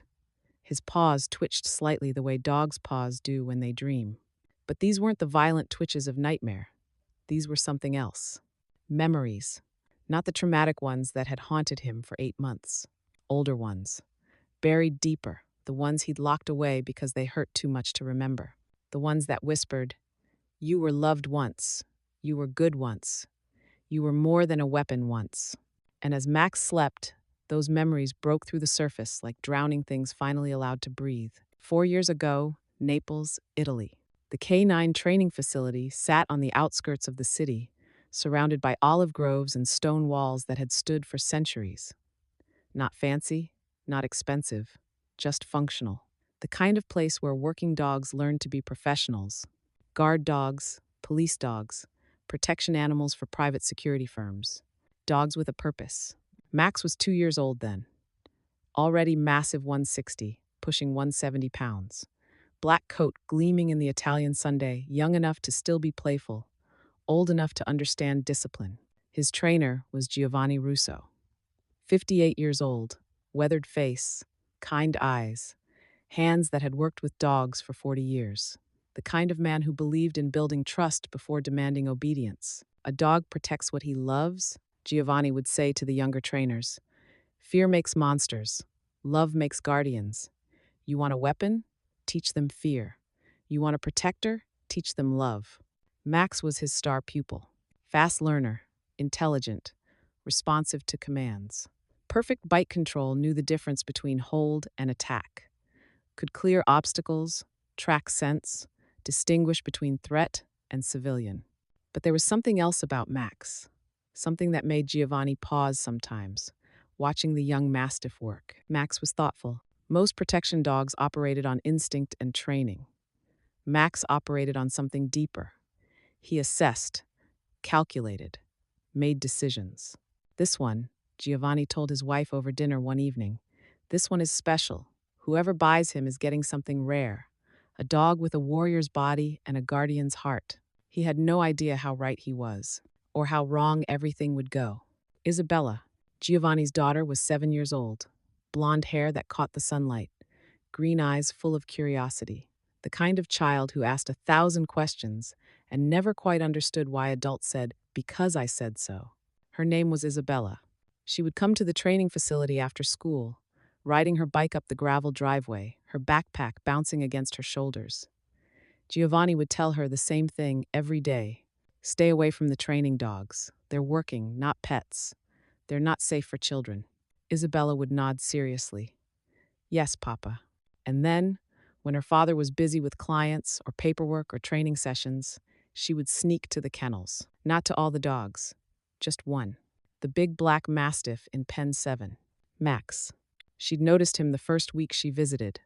The way he watched everything with those intelligent eyes. The way he sat calmly while other dogs barked and lunged at their fences. The way he seemed, lonely. Hi, doggy, she whispered through the chain link, sitting cross-legged in the dirt outside his pen. My name is Isabella. What's your name? Max approached cautiously. This small human smelled different from the trainers. Gentler, sweeter, like sunshine and pencil erasers, and something floral that might have been shampoo. She smiled at him. You're really big. Are you strong? I bet you're strong.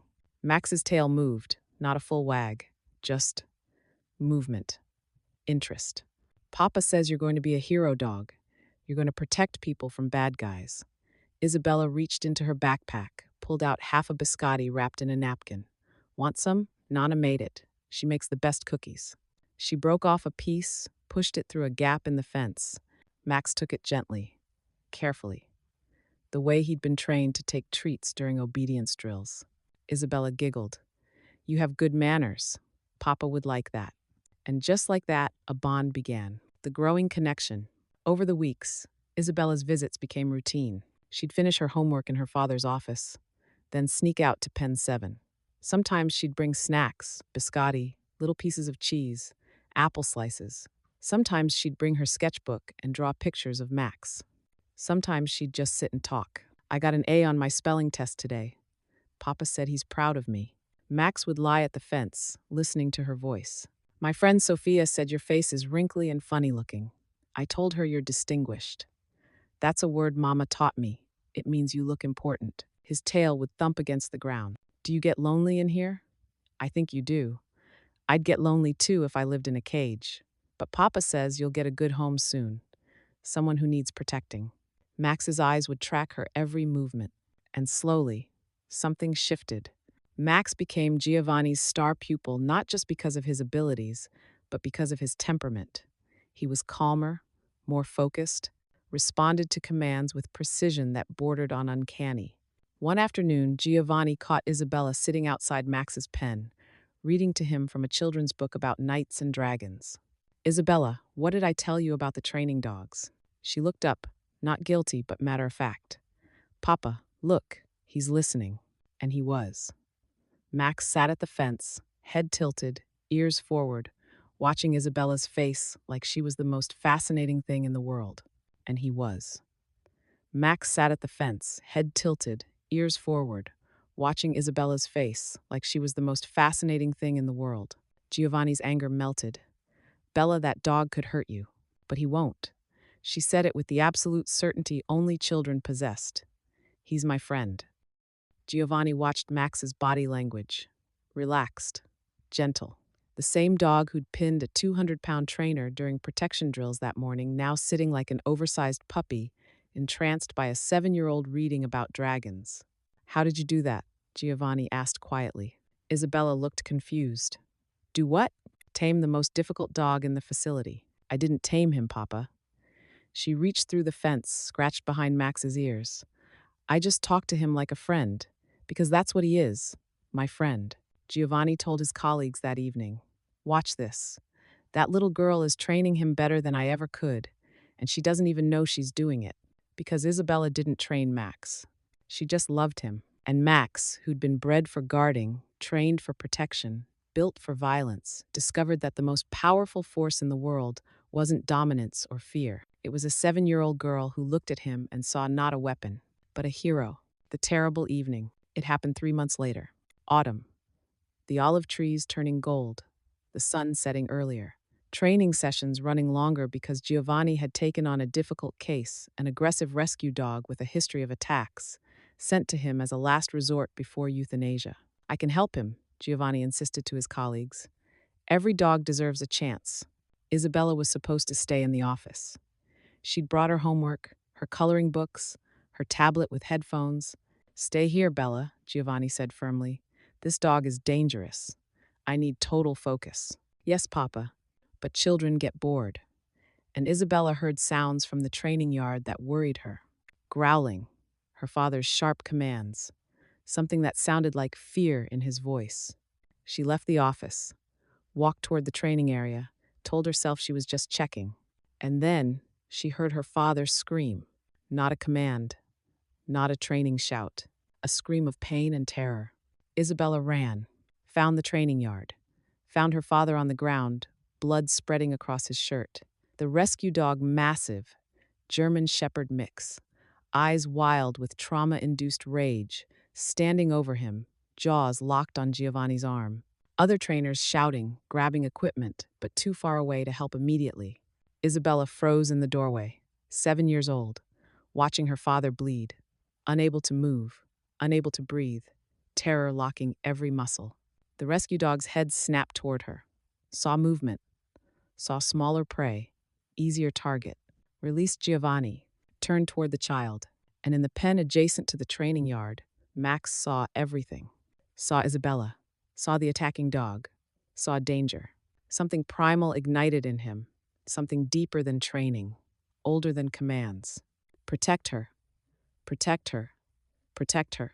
The kennel latch was old, worn, weakened from years of use. Max threw his full weight against the gate. Once, twice, the latch shattered.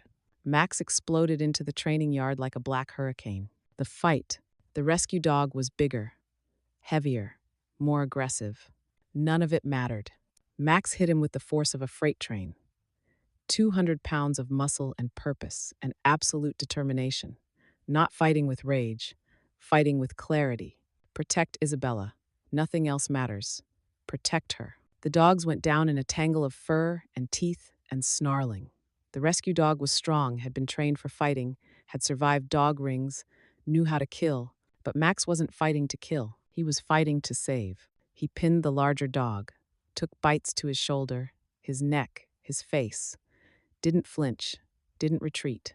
Just held position between the threat and Isabella until trainers arrived with catch poles and tranquilizers. When it was over, Giovanni was unconscious but breathing. Isabella was unhurt. Max had positioned himself between her and danger the entire time. The rescue dog was subdued, would be humanely euthanized the next day. And Max stood in the training yard, bleeding from multiple wounds, staring at Isabella to make sure, absolutely sure she was safe.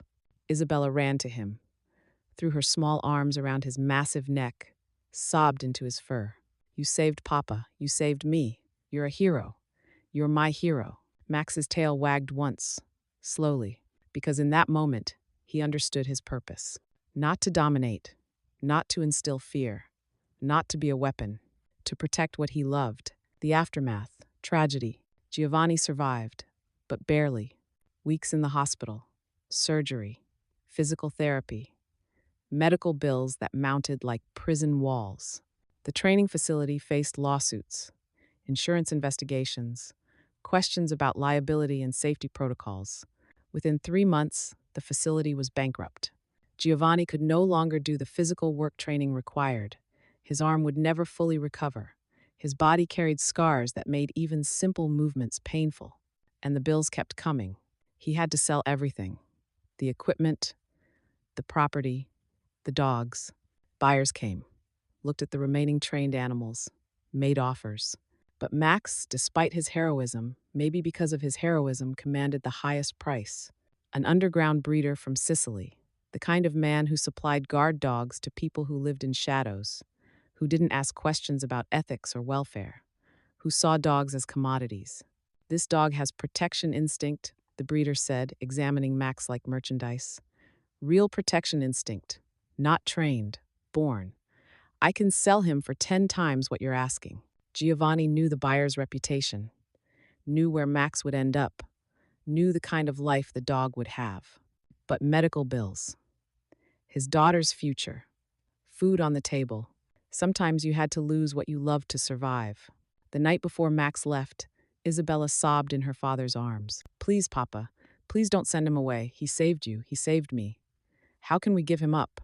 Giovanni's tears mixed with his daughter's. I'm sorry, baby. I'm so sorry. But we have no choice. Isabella ran to Max's pen one last time, threw her arms around him, whispered things only dogs and 7-year-olds understand. Don't go. Please don't go. I love you. You're my best friend. Please, Max whined. A high, desperate sound, not understanding why his girl was crying, not understanding why everything felt wrong. The next morning, they loaded him into a transport crate. Isabella ran after the truck, blonde hair streaming behind her, red jacket bright in the autumn sun, screaming his name until her voice broke. Max's last memory of her, small girl, running, crying, getting smaller, disappearing. Then darkness. Then nothing. The breaking. After losing Isabella, something inside Max hardened. He couldn't afford softness anymore. Couldn't afford attachment. Couldn't afford to care. Because caring meant loss.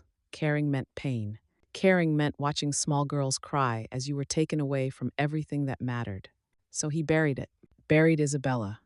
Buried the training facility. Buried the memory of what it felt like to be loved for who he was, instead of what he could do. The Sicilian breeder sold him to the Mafia boss. Max learned to be a weapon, learned to dominate, learned to instill fear. And for 2 years, it worked. Until October 15th, until gunfire and explosions and Antonio dying and everything that felt like the night Giovanni was attacked. Until trauma layered on buried grief. Until Max's mind just broke. Because it wasn't just the violence, it was the loss. The memory of another time when people he loved were hurt. Another time when chaos and blood and screaming meant everything falling apart. Giovanni's screams mixed with Antonio's. Isabella's tears mixed with the boss's shouts. Past and present colliding until Max couldn't tell what was memory and what was happening. And now there was Brianna, 7 years old. Blonde hair, fearless, kind, looking at him the way Isabella once had. Seeing a friend, not a weapon. Seeing a hero, not a monster. And Max's traumatized brain recognized. Second chance. This is a second chance. Don't lose her, don't fail her, don't let violence take her away. Dawn, present day. Max jerked awake as the first light touched the estate's eastern walls. His breathing came hard. But not from nightmare, from memory, from the weight of understanding what Brianna meant. She wasn't just a kind child. She was everything he'd lost. Everything he'd been grieving for 4 years without knowing it. He rose, moved to the front of his kennel, stared across the grounds toward the mansion where, somewhere in the guest quarters, a little girl slept. The guards watching the morning security feeds noticed immediately. He's at the fence again, not pacing, just standing there, looking at the mansion. What's he doing? Tony's voice was quiet, thoughtful. I think he's keeping watch. And he was. Max stood at attention, not aggressive, not anxious, but purposeful, like a soldier on guard duty, like a protector who'd finally remembered what he was protecting. Never again, his ancient brain promised. Never lose another little girl. Never fail to keep innocence safe. Whatever it took, even if it meant facing his trauma, even if it meant fighting his demons, even if it meant becoming more than the broken weapon they'd all given up on. Because this time, he would not fail. The morning sun rose over the estate, painting everything in gold. And Max stood guard, watching over a sleeping child who'd reminded him of the most important thing he'd been born to protect, not to destroy, not to instill fear, but to guard what mattered most. And right now, what mattered most was making sure a 7-year-old girl in a red shirt stayed safe, even from himself, especially from himself. As dawn broke over the estate, Max stood at his kennel fence, no longer pacing like a caged animal. He stood like a soldier at attention, watching the mansion where Brianna slept. The guards noticed the change, but didn't understand it. How could they know that inside that massive Black Mastiff's broken mind, a promise was being made? A promise to a little girl he'd lost 4 years ago. A promise to a little girl who'd reminded him he could still be more than a monster. He would face his trauma. He would fight his demons. He would protect innocence, even when innocence walked straight toward danger. Because this time he would not fail, even if it killed him. 9 a.m., day 4. Marco's phone buzzed with the text he'd been waiting for. Teresa cleared for discharge. Can pick her up at 3 p.m. Relief flooded through him so powerfully his knees went weak. 3 days, 3 of the longest days of his life. But she was okay. She was coming home, which meant today was Brianna's last day at the estate. Thank God. He looked at his daughter, happily coloring at the conference table, humming softly to herself, oblivious to how close she'd come to danger, oblivious to the miracle she'd somehow performed with a traumatized 200-pound Mastiff. His desk phone rang. Internal line. The boss's office. Marco, bring your daughter. We need to talk. The line went dead before Marco could respond. His stomach dropped. That tone, that careful, measured tone the boss used when he'd made a decision that couldn't be argued with. Brianna, sweetheart, we need to go see Mister. We need to go to an office for a few minutes. Okay, Daddy. She hopped down from her chair, grabbed her backpack. Is Mommy coming home today? Yes, baby, this afternoon. Good. I miss her. She took his hand. Can I say goodbye to Max before we go home? Marco's heart clenched. We'll see, honey. Let's go to this meeting first. They walked through the mansion's corridors, marble floors, expensive artwork, the kind of opulence that hid darkness behind beauty. Guards nodded respectfully as they passed. Vincent stood outside the boss's office, his expression unreadable. He's expecting you. Vincent looked at Brianna, and something softened in his hard face. Hello again, Miss Brianna. Hi, Mr. Vincent. You're still very tall. Despite everything, Vincent almost smiled. That I am. He opened the door. The boss's office. The office spoke of power and taste. Rich mahogany desk, leather chairs, floor-to-ceiling bookshelves, windows overlooking the estate grounds. Everything carefully curated to intimidate, impress, control. But the Mafia boss wasn't sitting behind his desk in his position of authority. He'd pulled a chair around to the front, sat at Brianna's eye level. His expensive suit somehow less intimidating when he wasn't looming over people. Good morning, Marco. Miss Brianna. His voice was measured, thoughtful. Please, sit. Marco guided Brianna to a chair, then sat beside her, his hand protective on her shoulder. The boss looked at Brianna directly. Young lady, I've been watching the security footage from the past few days. Did you know that? Brianna shook her head. You've done something remarkable with Max. Something 3 professional handlers couldn't do. Something 8 months of treatment couldn't accomplish. I didn't do anything special, sir. Brianna's voice was small but honest. I just wasn't mean to him. I talked to him like he's a friend. Sometimes, the boss said quietly. That's everything. He leaned back in his chair, studying this small girl in her red shirt and scuffed jeans, who'd somehow reached past trauma that had defeated everyone else. I have a proposal. Your mother is being discharged today, correct? Marco nodded, tension coiling in his chest. Before you leave, I'd like to conduct a controlled experiment. With your permission, of course. He looked at Marco, then back to Brianna. I'd like Brianna to interact with Max properly, not through fences, not at a distance. A real interaction, with professional handlers present, safety protocols in place, every precaution taken. Marco's blood went cold. Sir, with all due respect, that dog has hospitalized 3 men, trained professionals, men with decades of experience handling dangerous animals. And he sat calmly for your daughter. Twice. Backed away from confrontation to protect her. The boss's eyes never left Marco's face. I'm not asking permission, Marco. I'm telling you what I've decided. But I want your understanding. I want you to know why I'm doing this. The silence stretched. Finally, Marco's voice came out strangled. Why? Why risk her? The boss's expression softened almost imperceptibly. Because I've spent 8 months watching that dog suffer, pacing, howling, attacking shadows, living in a hell none of us could reach. He paused, and I've spent 3 days watching him hope, watching him lie calm for the first time in months, watching him remember he's more than the monster we made him. He turned to Brianna. Are you afraid of Max? No, sir. She said it simply, honestly. He's not scary. He's just sad and scared, like the cats at Mommy's shelter. Would you like to help him feel better? Brianna's face lit up. Yes, please. Can I really?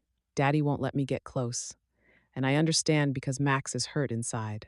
But I think if someone was nice to him, really nice, he'd remember how to be happy again. The boss looked at Marco. Your daughter has wisdom most adults will never achieve. Marco's voice shook. She's 7 years old. Yes. And she sees what we don't. What we couldn't see because we were too busy trying to control something that needed compassion. The boss stood, moving to the window. We've tried force, we've tried fear, we've tried medication and dominance, and every method science and money can buy. Nothing worked. So I'm asking, what do we have to lose by trying kindness? Her life, Marco whispered. We have her life to lose. No. The boss turned back, and his voice carried absolute certainty. What we have to lose is the chance to prove that redemption is possible, that broken things can heal, that loyalty and love matter more than force and fear. He looked at Brianna again. And that sometimes the bravest thing we can do is trust someone else to be better than we think they can be. Marco sat there, torn between every instinct to protect his daughter and the impossible evidence of what he'd already witnessed. Finally, he looked at Brianna. Baby, do you want to do this? I want to help Max, she said seriously. He's my friend. Even though he's big and could hurt you, he won't hurt me, Daddy. He's a good doggy. He just needs someone to remember that. Marco closed his eyes, breathed, opened them, looked at the boss. If anything happens to her, then you have my permission to kill me yourself, the boss said simply, because I will have failed the one thing that should have mattered most, protecting innocence. 2 p.m., estate grounds. The afternoon sun beat down on the courtyard with uncomfortable intensity. Guards positioned at strategic points, tranquilizer rifles loaded and ready. Dr. Chen, the veterinarian, standing by with medical supplies. Vincent coordinating through radio, his voice tight with tension. Marco held Brianna's hands so tight he was probably hurting her. She didn't complain. The boss stood with them, watching the kennel structure in the distance. Last chance to call this off, Marco. Say the word, and we walk away. Marco looked at his daughter, at her calm, trusting face, at her absolute certainty that this would work. No, he heard himself say. We do this. Vincent's voice crackled over the radio. All units, final check. Perimeter secure? Secure. Tranq rifles ready? Ready. Medical standing by? Standing by. Boss, last chance to abort. The boss looked at Brianna. No. We've tried force, fear, medication. Nothing worked. Let's try kindness. They walked toward the kennel. Slow steps. Marco's heart hammering so hard he thought it would burst. Brianna walking calmly, her little hand in his, her backpack bouncing against her shoulders.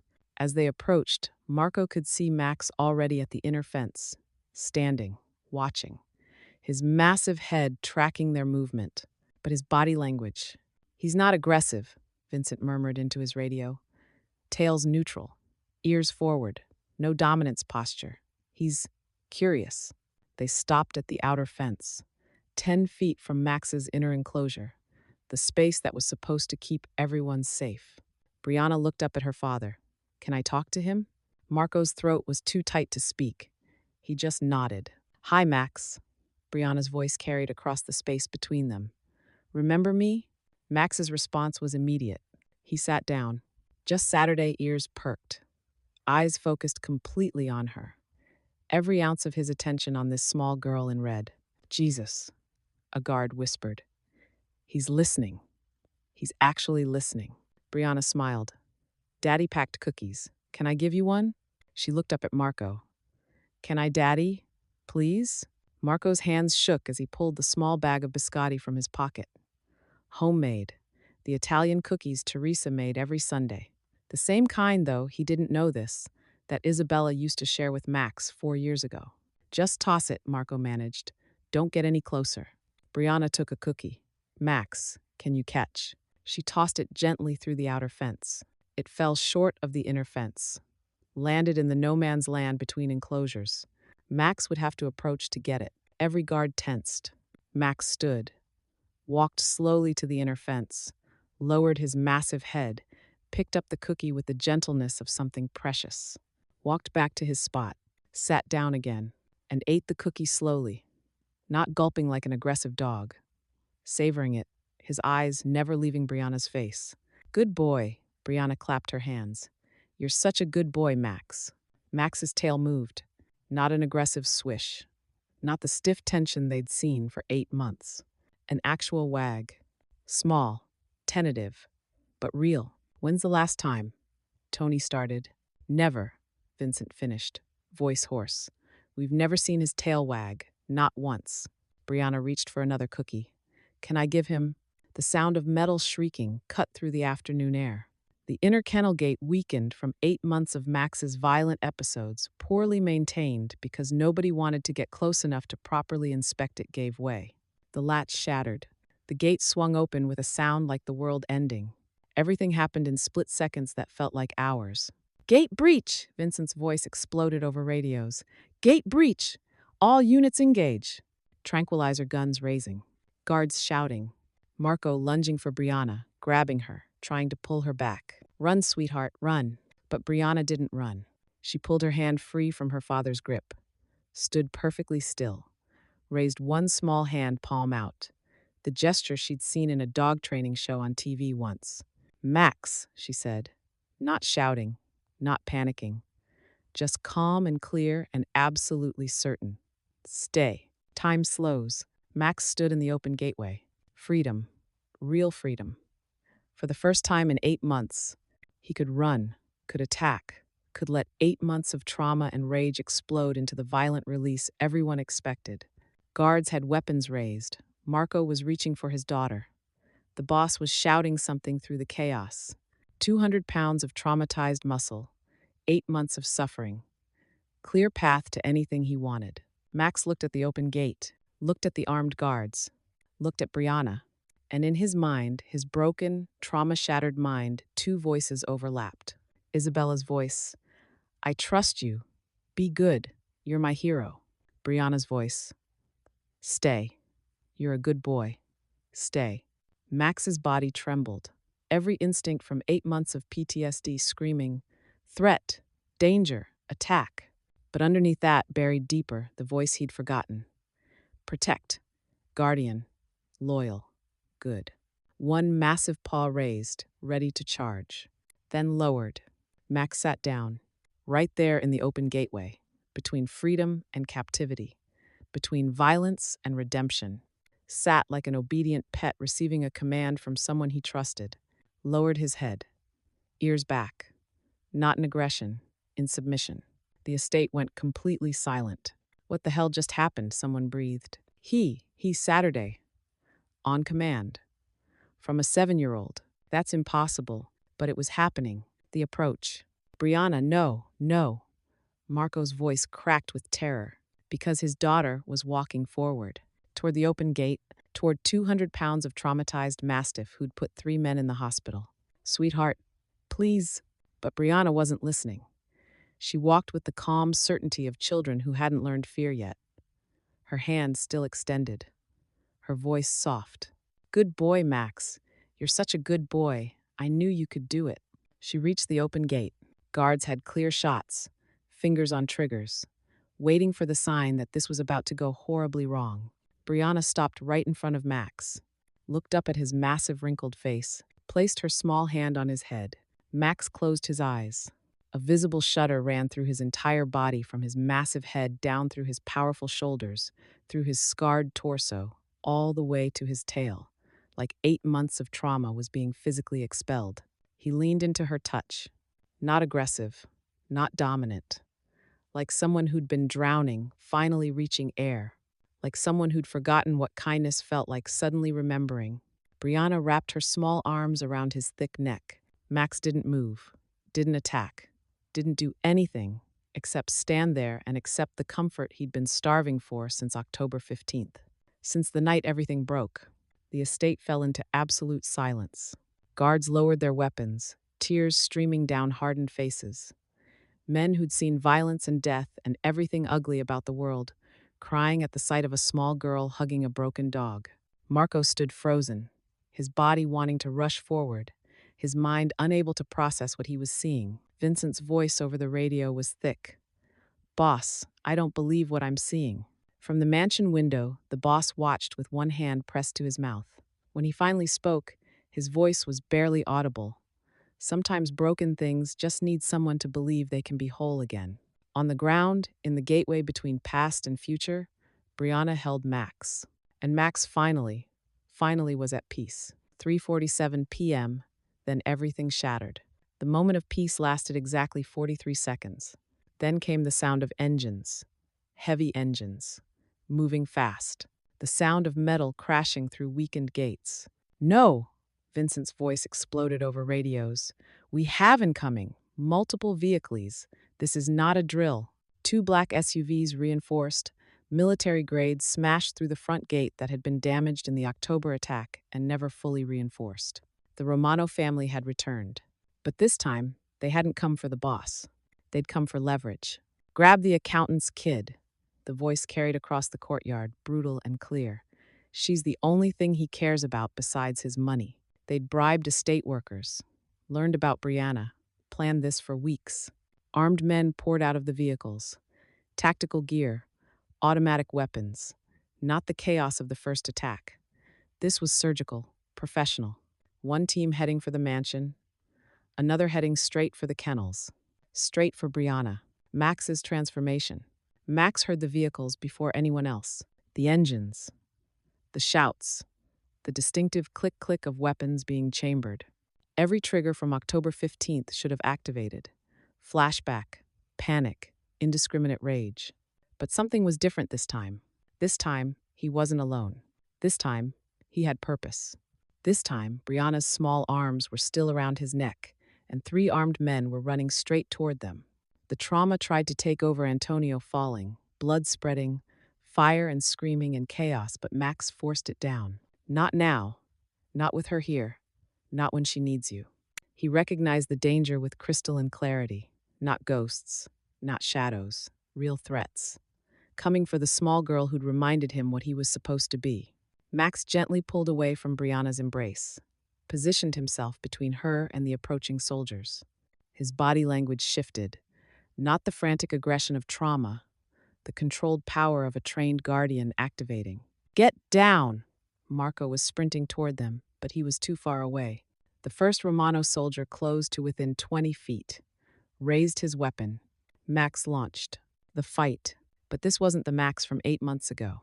This wasn't uncontrolled rage, random destruction, trauma making him attack everything that moved. This was precision. Max hit the first soldier with calculated force, took him down, disabled him broken ribs, dislocated shoulder but didn't kill, immediately released and moved back to Brianna. The second attacker was raising his weapon when Max intercepted, hit him before the gun could fire. Weapon went flying, man went down, screaming. Max circled back to Brianna. She dropped flat on the ground, hands over her head, exactly like Marco had taught her for emergencies. Good girl, Max's body language said. Stay down. I've got you. Gunfire erupted across the estate, the boss's security team engaging the main force. But Max didn't lose focus, didn't get distracted. His entire world was the small girl on the ground and anything that tried to reach her. The third attacker tried to grab Brianna while Max was occupied. Mistake. Max's jaws found his arm. Not killing, disabling. The man's scream cut through the chaos. Then Marco reached them, crawled across the courtyard under covering fire from estate guards, reached his daughter, grabbed her. Max's first instinct was to protect his space, guard against threat. But this was Marco, Brianna's father, Pac. Max positioned himself between them and the remaining threats. A bullet grazed his shoulder, sharp pain, warm blood matting his fur, but he didn't flinch, didn't retreat, just kept standing guard. Good boy, Brianna's voice whispered from behind the marble pillar where Marco had pulled her to safety. Protect Daddy too. Max widened his protective circle, backed up until he was touching Marco's leg, facing outward. 360 defense. Not attacking, protecting. The difference was everything. 4:03 p.m. Aftermath.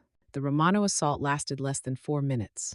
Estate security trained, prepared, and having learned from the October attack, overwhelmed the tactical team.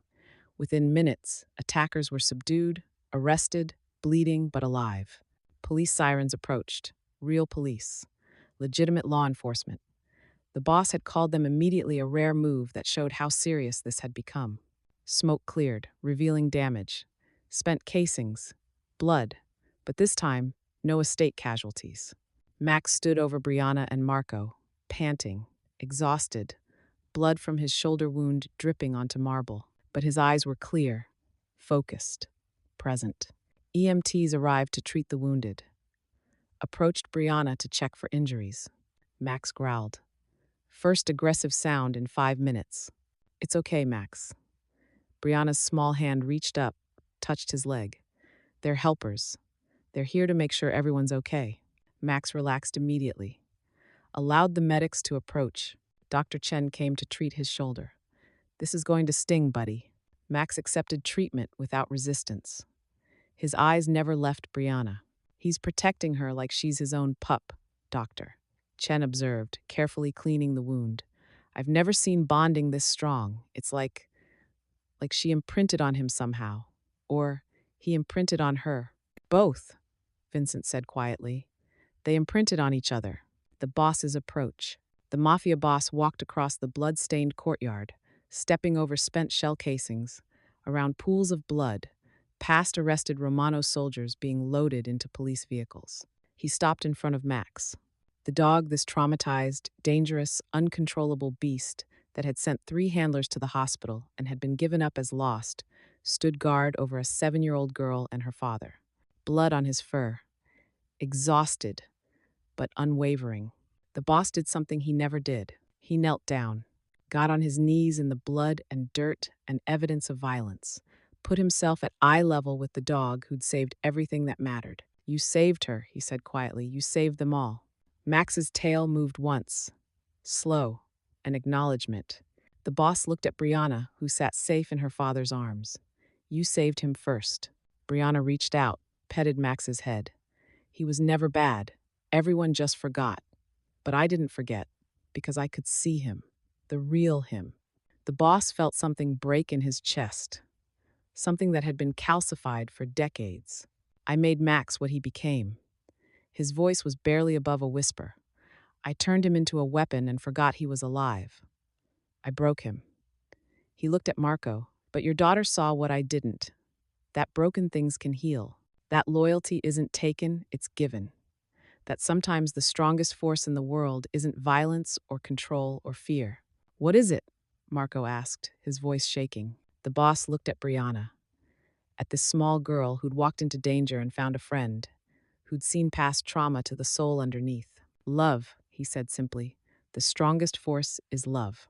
He stood, looked at Marco, made a decision that would have been impossible 4 days ago. Say you'll take him home. Marco stared.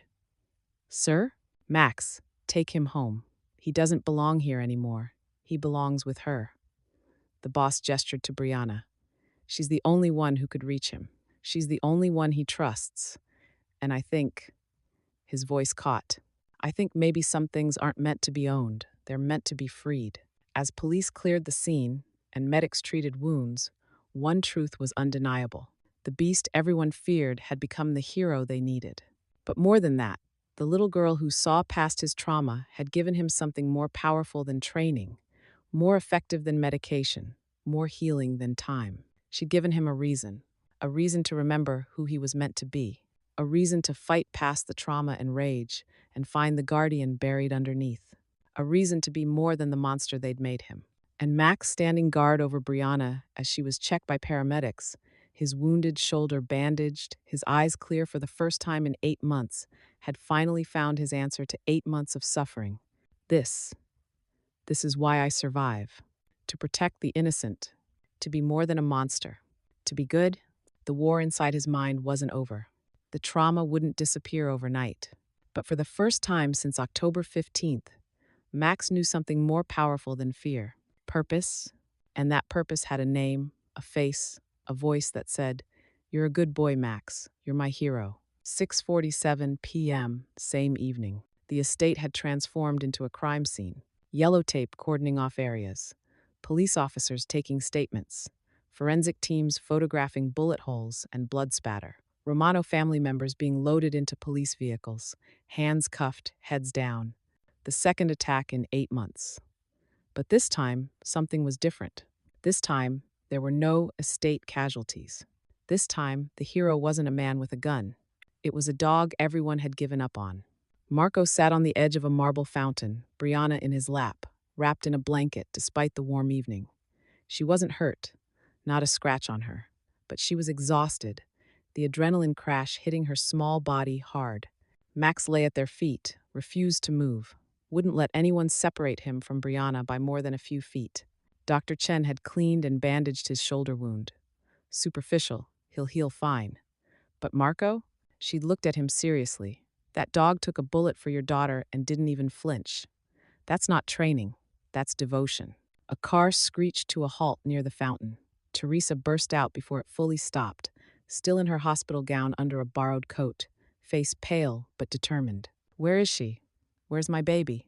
Mommy! Brianna scrambled out of Marco's lap, ran into her mother's arms. Teresa sank to her knees, holding her daughter, checking for injuries with shaking hands. Are you okay? Are you hurt? Tell Mommy you're okay. I'm okay, Mommy. Max protected me. He was so brave. Teresa looked past her daughter to the massive Black Mastiff lying on the marble, blood on his bandaged shoulder, eyes watchful, body positioned between Brianna and any potential threat. That's the dangerous dog? Her voice was barely a whisper. Marco moved to his wife's side. That's the dog that saved our daughter's life. Teresa stared at Max. Max stared back, neither aggressive nor submissive, just present. Then Teresa did something that surprised everyone. She stood, walked to Max, knelt down in front of him. Thank you, she said simply. Thank you for protecting my baby. Max's tail moved once. Slow. An acknowledgement. Teresa reached out tentatively, placed her hand on his massive head. You're a good boy, aren't you? Under all that scary outside, you're just a good boy. Max leaned into her touch. Just slightly. Just enough. And Teresa, who'd been terrified of this dog from Marco's descriptions, felt her heart break and heal simultaneously. Marco, she said, tears streaming down her face. We can't let him go back to that kennel. We can't. Marco's throat tightened. I know. The guest room. Midnight. The boss had insisted they stay the night. Too late to drive home. Too much trauma for a 7-year-old to process in a car ride. The guest wing was prepared comfortable beds, private bathroom, everything a family needed. Brianna had fallen asleep almost immediately, exhausted beyond words. Teresa had tucked her in, kissed her forehead, whispered prayers of gratitude that her daughter was safe. But Max wouldn't leave. He'd followed them to the guest room, positioned himself beside Brianna's bed, lay down on the expensive carpet like an ancient guardian. He needs to go back to his kennel, Marco said uncertainly. The boss's rules. The rules changed today. Vincent stood in the doorway, his voice quiet. Boss says Max stays wherever the girl sleeps. No exceptions. Marco looked at his daughter, sleeping peacefully with one small hand dangling off the bed, resting on Max's head. The dog's eyes were open, alert, watching every shadow. He's keeping guard, Teresa whispered. Yeah, Marco agreed. He is. They left the door cracked open, went to their own room, lay in bed, staring at the ceiling, unable to sleep. I keep seeing it, Teresa said in the darkness.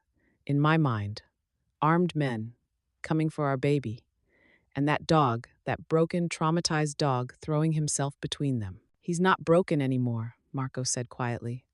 Or maybe he is, but he's our broken now. Teresa turned to face him. What are you saying? I'm saying maybe we give him the home he deserves. Maybe we show him what family looks like. Maybe. His voice caught. Maybe we teach our daughter that healing is possible, that love matters more than fear. Teresa was quiet for a long moment. Then, she already knows that. She's the one teaching us. Down the hall, Brianna stirred in her sleep, made a small sound. Max's head lifted immediately. He moved closer to the bed, pressing his massive body against the frame. A low, comforting rumble in his chest, not a growl, but something ancient and protective. Brianna's hand found his fur, held on. She settled back into peaceful sleep, and Max went back to watching the door, because someone had to keep the monsters away, and he'd finally found someone worth protecting.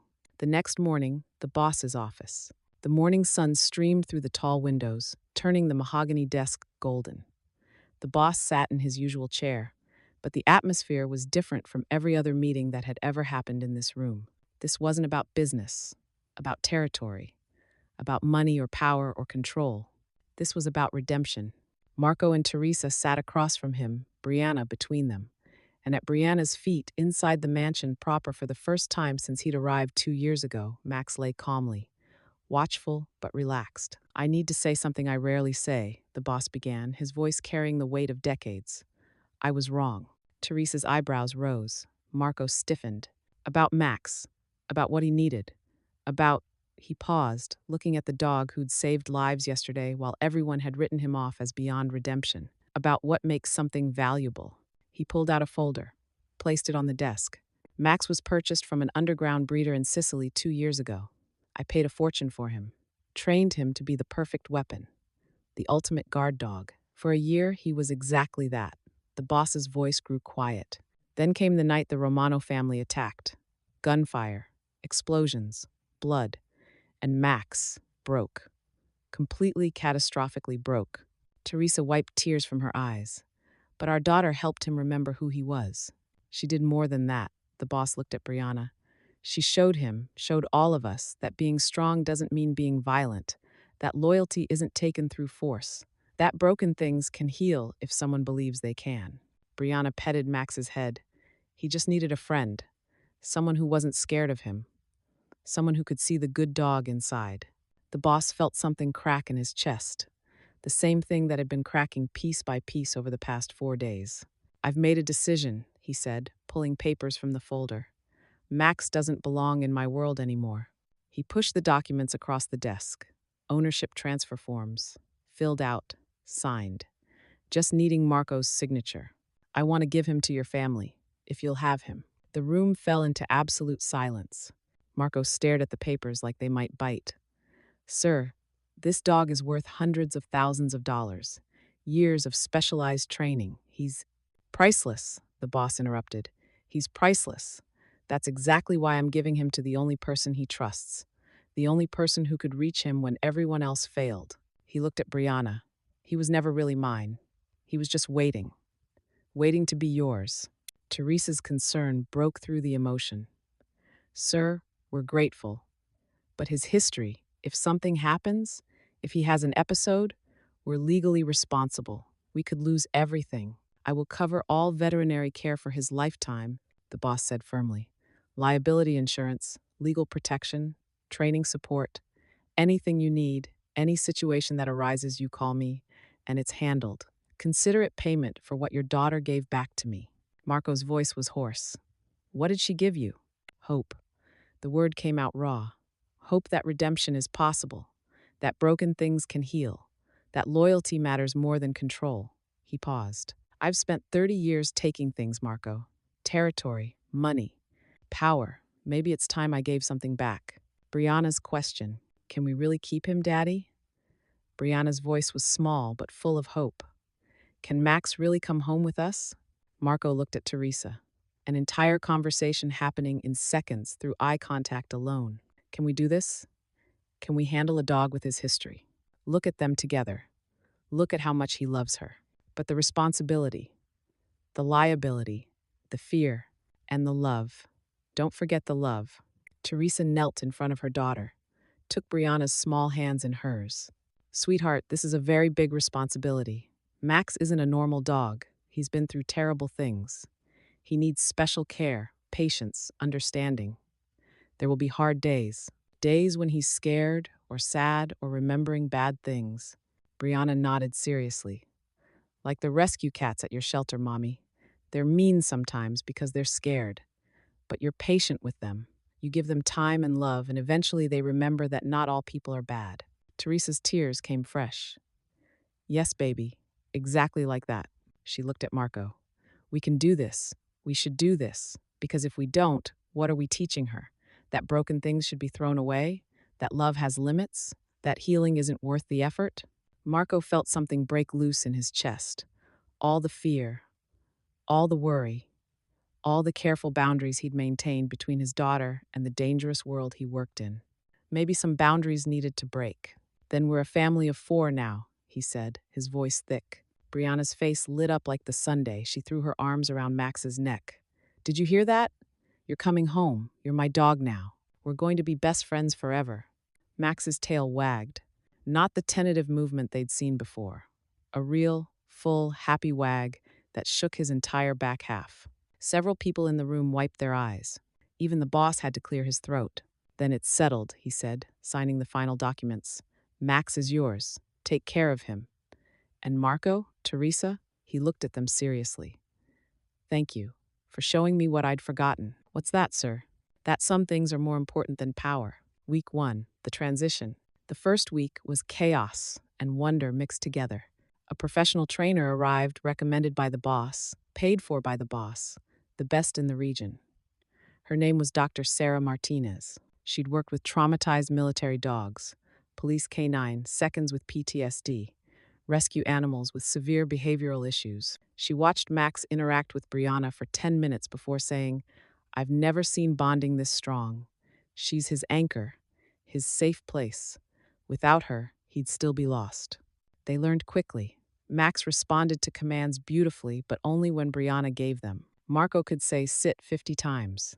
Max would look at him politely and do nothing. Brianna could whisper sit once, and Max would drop instantly. It's not disrespect, Dr. Martinez explained. It's trust. Max trusts Brianna absolutely. Everyone else, he's still learning. Give him time.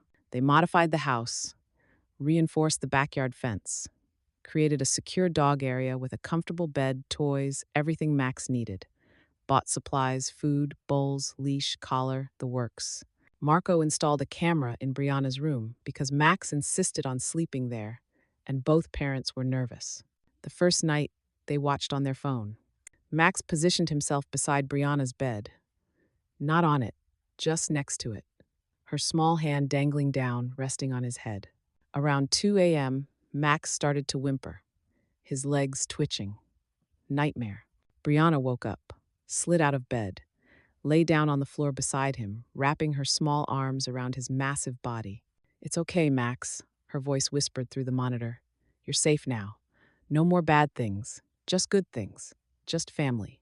Max's nightmare faded, his breathing steadied. He pressed closer to the small girl who'd become his entire world. Marco and Teresa watched through tears. She's healing him, Teresa whispered. He's teaching her compassion, Marco replied. Teaching her that being strong means protecting, not hurting. That love can fix what violence broke. Every morning, they'd find Max standing guard outside Brianna's door, waiting, watchful, making sure nothing bad could reach her while she slept. It became their new normal. Suburban life, the first month. Marco's neighborhood was quiet, tree-lined, the kind of place where kids played in the streets, and everyone knew everyone else. News of Max's arrival spread like wildfire. Did you hear the Castellanos got that dog from the news? The Mafia's attack dog? The one that was at the estate shooting? I heard it killed 3 people. No, it saved people. Saved that little girl. Either way, that's a dangerous animal in our neighborhood. The fear was palpable. Marco called a neighborhood meeting, brought Teresa, Brianna, and Max. 20 families showed up. Some curious, some concerned, some outright hostile. That dog has a history of violence, one father said, arms crossed. What if it attacks our kids? Marco could have argued, could have gotten defensive. Instead, he looked at his daughter. Brianna, can you show them what Max can do? She smiled, stood up. Come on, Max. Max followed her to the center of the room, sat when she asked, lay down, rolled over, stayed perfectly still while she draped herself across his back. This is Max, Brianna said in her clear 7-year-old voice. He's my best friend. Everyone thought he was mean and dangerous, but he was just sad and scared because bad things happened to him. She looked around the room. My mommy works at the animal shelter. She says mean animals are just scared animals. They need patience and love and someone to believe they can be good again. She hugged Max. Max saved my life. He's the bravest, kindest dog in the whole world. And if you're nice to him, he'll be nice to you. Slowly, very slowly, the fear began to crack. One brave parent approached, then another. Within an hour, even the skeptics were reluctantly admitting that Max seemed calm, controlled, and utterly devoted to Brianna. But keep him on a leash in public, one mother insisted, for everyone's peace of mind. Of course, Marco agreed. And he wears a muzzle when we go to public spaces. It's required by law given his history. Gradually, acceptance grew. Children who'd been told to stay away started waving at Max during walks. One brave kid asked to pet him. Brianna showed him how slow movements. Let Max sniff first. Gentle touches. Max sat perfectly still. Patient, gentle. He's like a really big teddy bear, the kid announced. And slowly, the neighborhood learned what Brianna had known from the beginning. Max wasn't a monster. He was just a dog who'd been hurt and needed a second chance. Healing moments 2 months later. Sunday afternoon, Marco's backyard. Normal family life unfolding in the golden autumn light. Marco at the grill, cooking burgers. Teresa in the garden, planting bulbs for spring. Brianna playing with sidewalk chalk, drawing elaborate pictures on the patio. Max lay in the grass, watching everything. Calm, content, at peace. Then a car backfired 2 streets over. Bang. Max's head shot up. His body went rigid. His breathing accelerated. Gunfire. Attack. Danger. Antonio falling. Blood. Fire. Threat. Max? Brianna's voice cut through the flashback. She was there immediately, small hands on his face. Max, look at me. You're safe. It's just a car. No bad things. You're home. You're safe. Max's wild eyes focused on her. Recognition breaking through trauma. That's right. She wrapped her arms around his neck. You're with family. Nothing bad can happen. I won't let it. His breathing slowed. The tension drained from his muscles. He leaned into her, pressing his head against her small chest. Teresa watched from the garden, tears streaming. She's healing him every single day. Marco nodded, throat tight. And he's teaching her that broken things can be fixed, that patience matters, that love is stronger than fear. She's 7 years old, Teresa whispered, and she understands more about healing trauma than most adults ever will. She learned from the best. Marco looked at his wife. She learned from you, at the shelter, watching you be patient with scared animals, showing them that people can be kind. Teresa wiped her eyes. I never thought those lessons would save a traumatized guard dog. Or save us, Marco added quietly. She's teaching us too, about courage, about faith, about believing in impossible things. In the grass, Brianna was reading to Max from a picture book.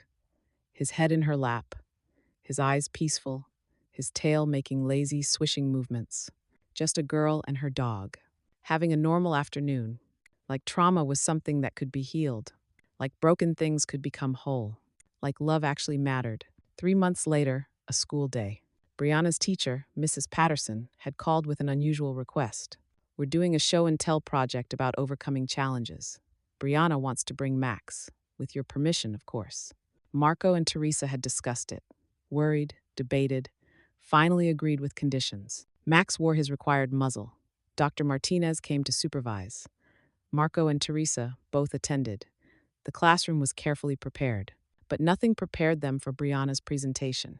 She stood in front of 25 second graders, Max sitting calmly at her side, and told his story. Not the violent parts, not the trauma in explicit detail, but the truth in ways 7-year-olds could understand. This is Max. Everyone thought he was mean and dangerous. She held up 2 photos, one of Max in his kennel, looking fierce and broken, one of Max with her, looking gentle and loved. But he was just sad and scared. Bad things happened to him, and he forgot how to trust people. She looked around the classroom. My teacher says we should be kind to people having bad days. I think we should be kind to dogs having bad days too. Because everyone deserves a second chance, even when they make mistakes, even when they're scared, even when everyone else gives up on them. Under careful supervision, the children approached, one by one, nervous but curious. Max sat perfectly still, patient as a saint, letting small hands pat his head, touch his fur, give him treats. One boy, smaller than the others, frequently bullied, perpetually afraid, hung back. "He's so big," the boy whispered. "Is he nice?" Brianna smiled. "He's the nicest. Want to give him a treat?" The boy's hand shook as he held out the dog biscuit. Max took it so gently, so carefully, that the boy's face transformed from fear to wonder. "He has good manners," the boy said. "He has a good heart," Brianna corrected. "Sometimes people and dogs just need someone to believe in them." Mrs. Patterson wiped tears from her eyes. At the back of the room, Marco and Teresa held each other, because their 7-year-old daughter was teaching a classroom full of children what most adults never learned: that compassion matters, that healing is possible, that love can fix what violence broke. When the presentation ended, kids surrounded Brianna with questions. Can all dogs be helped? What if they're really mean? How did you not be scared? And Brianna answered each one with the wisdom of someone who'd looked into the eyes of trauma and chosen love anyway. The visit, 4 months later. The unmarked car pulled up to Marco's modest suburban house on a Saturday afternoon. Nothing fancy about the vehicle. Nothing to indicate the man inside had built an empire on violence and control. The Mafia boss stepped out in casual clothes jeans, a simple button-down shirt, no jewelry, looking more like a grandfather than a crime lord. Brianna answered the door. "Mr. Boss, you came to visit." "Hello, young lady." His voice was softer than in his office. Gentler. "I hope it's all right that I—" "Max," Brianna called over her shoulder. "Your old friend is here." Max appeared in the hallway. Stopped. Stared. Recognition flashed in his eyes. But something had changed. The subservience was gone. The weapon-like readiness. The tension. Max approached calmly, greeted the boss with a gentle nuzzle, tail wagging. Then he returned to Brianna's side. The message was clear. "I remember you. I'm grateful. But she's my person now." The boss felt tears prick his eyes. "May I see your backyard?" he asked. "I'd like to watch him in his natural habitat." Marco led him through the house, into the backyard where Teresa was reading on the porch swing, where Brianna had spread a blanket under a tree and was surrounded by books and toys and all the normal things of childhood. Max lay beside her, head in her lap, utterly content. "He's thriving," Marco said quietly, offering the boss a beer. "I can see that." The boss sat in a lawn chair, watching the scene like it was the most precious thing in the world. "Thank you for taking him, for giving him what I couldn't." "What's that, sir?" "A home. Not just a place to live, but a home." The boss's voice caught. "I gave him a fortress, walls and fences and rules and fear. You gave him family." Teresa joined them, bringing lemonade for Brianna. "He's taught us as much as we've taught him, about patience, about not giving up on things just because they're difficult, about," she smiled, "about how love can fix what violence broke." The boss watched Brianna reading to Max, her small voice carrying across the yard as she told him about dragons and knights and heroes who saved the day. "I spent 30 years believing control was power," he said quietly. "That fear was respect, that taking was the same as earning." He looked at Marco. Your daughter taught me something I'd forgotten. What's that? That some things aren't meant to be owned. They're meant to be freed. He finished his beer. Max was mine, but he was never mine. He was always meant for her. I was just keeping him safe until she arrived. Later, as the boss prepared to leave, Vincent waiting patiently in the car, he knelt down beside Brianna. Take care of him, he said seriously. I will, Brianna promised. He's my best friend in the whole world.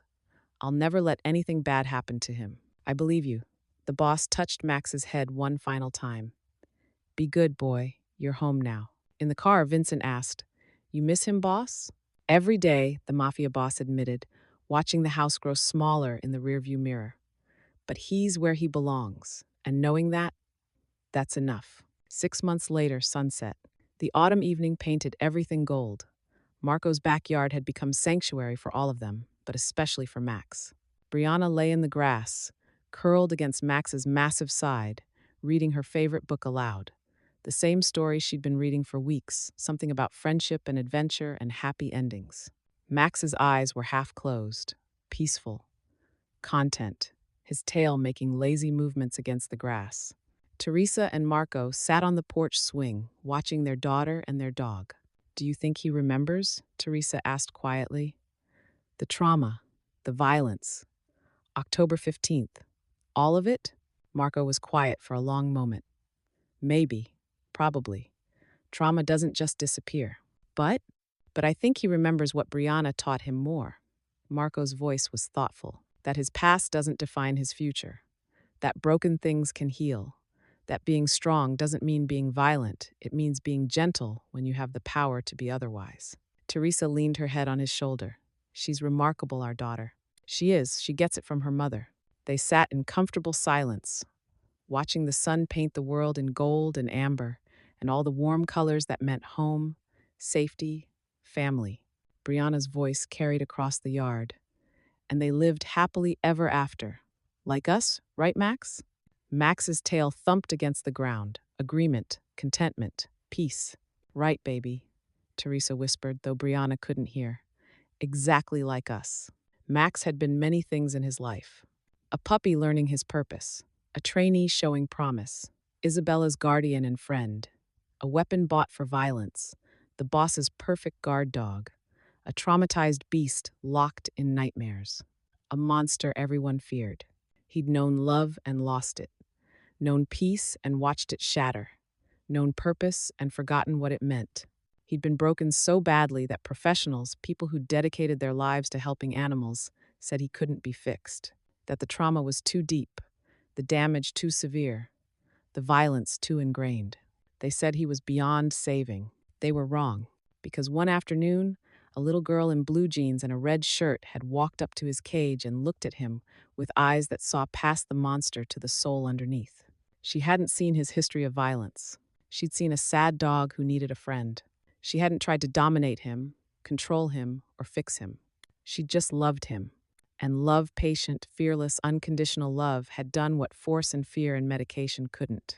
It had reminded him of who he was meant to be. Not a weapon, not a monster, not even just a guard dog. A guardian, in the truest, deepest sense of the word. Someone who protected not because they were commanded to, but because they chose to. Someone who loved not because they were trained to, but because they wanted to. Someone who'd found their purpose in the smile of a 7-year-old girl who believed broken things could be whole. The guards at the estate had been wrong. The trainers had been wrong. Everyone who said Max was beyond redemption had been wrong. Because Max didn't need to be tamed, controlled, or fixed like a broken machine. He needed to be healed, like a wounded soul. And healing required something simple, yet impossibly rare. Someone who believed he was worth saving. Someone who looked at his worst and said, I see your best. Someone who whispered in the dark, You're safe now. You're home. You're loved. In a quiet suburban backyard, as the sun set on another peaceful day, Max had finally found what he'd been searching for since the day Isabella disappeared from his life. Not a master, not a handler, not even just a home, but a little girl who believed in him when no one else did, who saw past his trauma to his truth, who proved that sometimes the most powerful force in the world isn't violence or control or fear. It's love. Simple, Unconditional, fearless love. The kind a child gives naturally. The kind the world desperately needs more of. The kind that can heal even the most broken souls. And that made all the difference.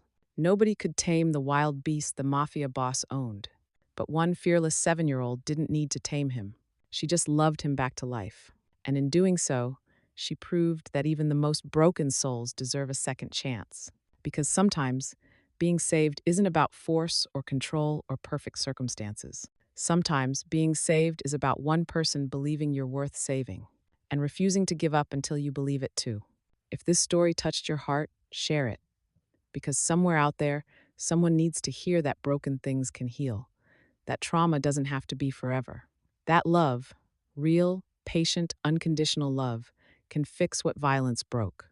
And maybe, just maybe, we all need to remember everyone deserves someone who looks at them the way Brianna looked at Max, with eyes that see past the monster to the hero waiting underneath.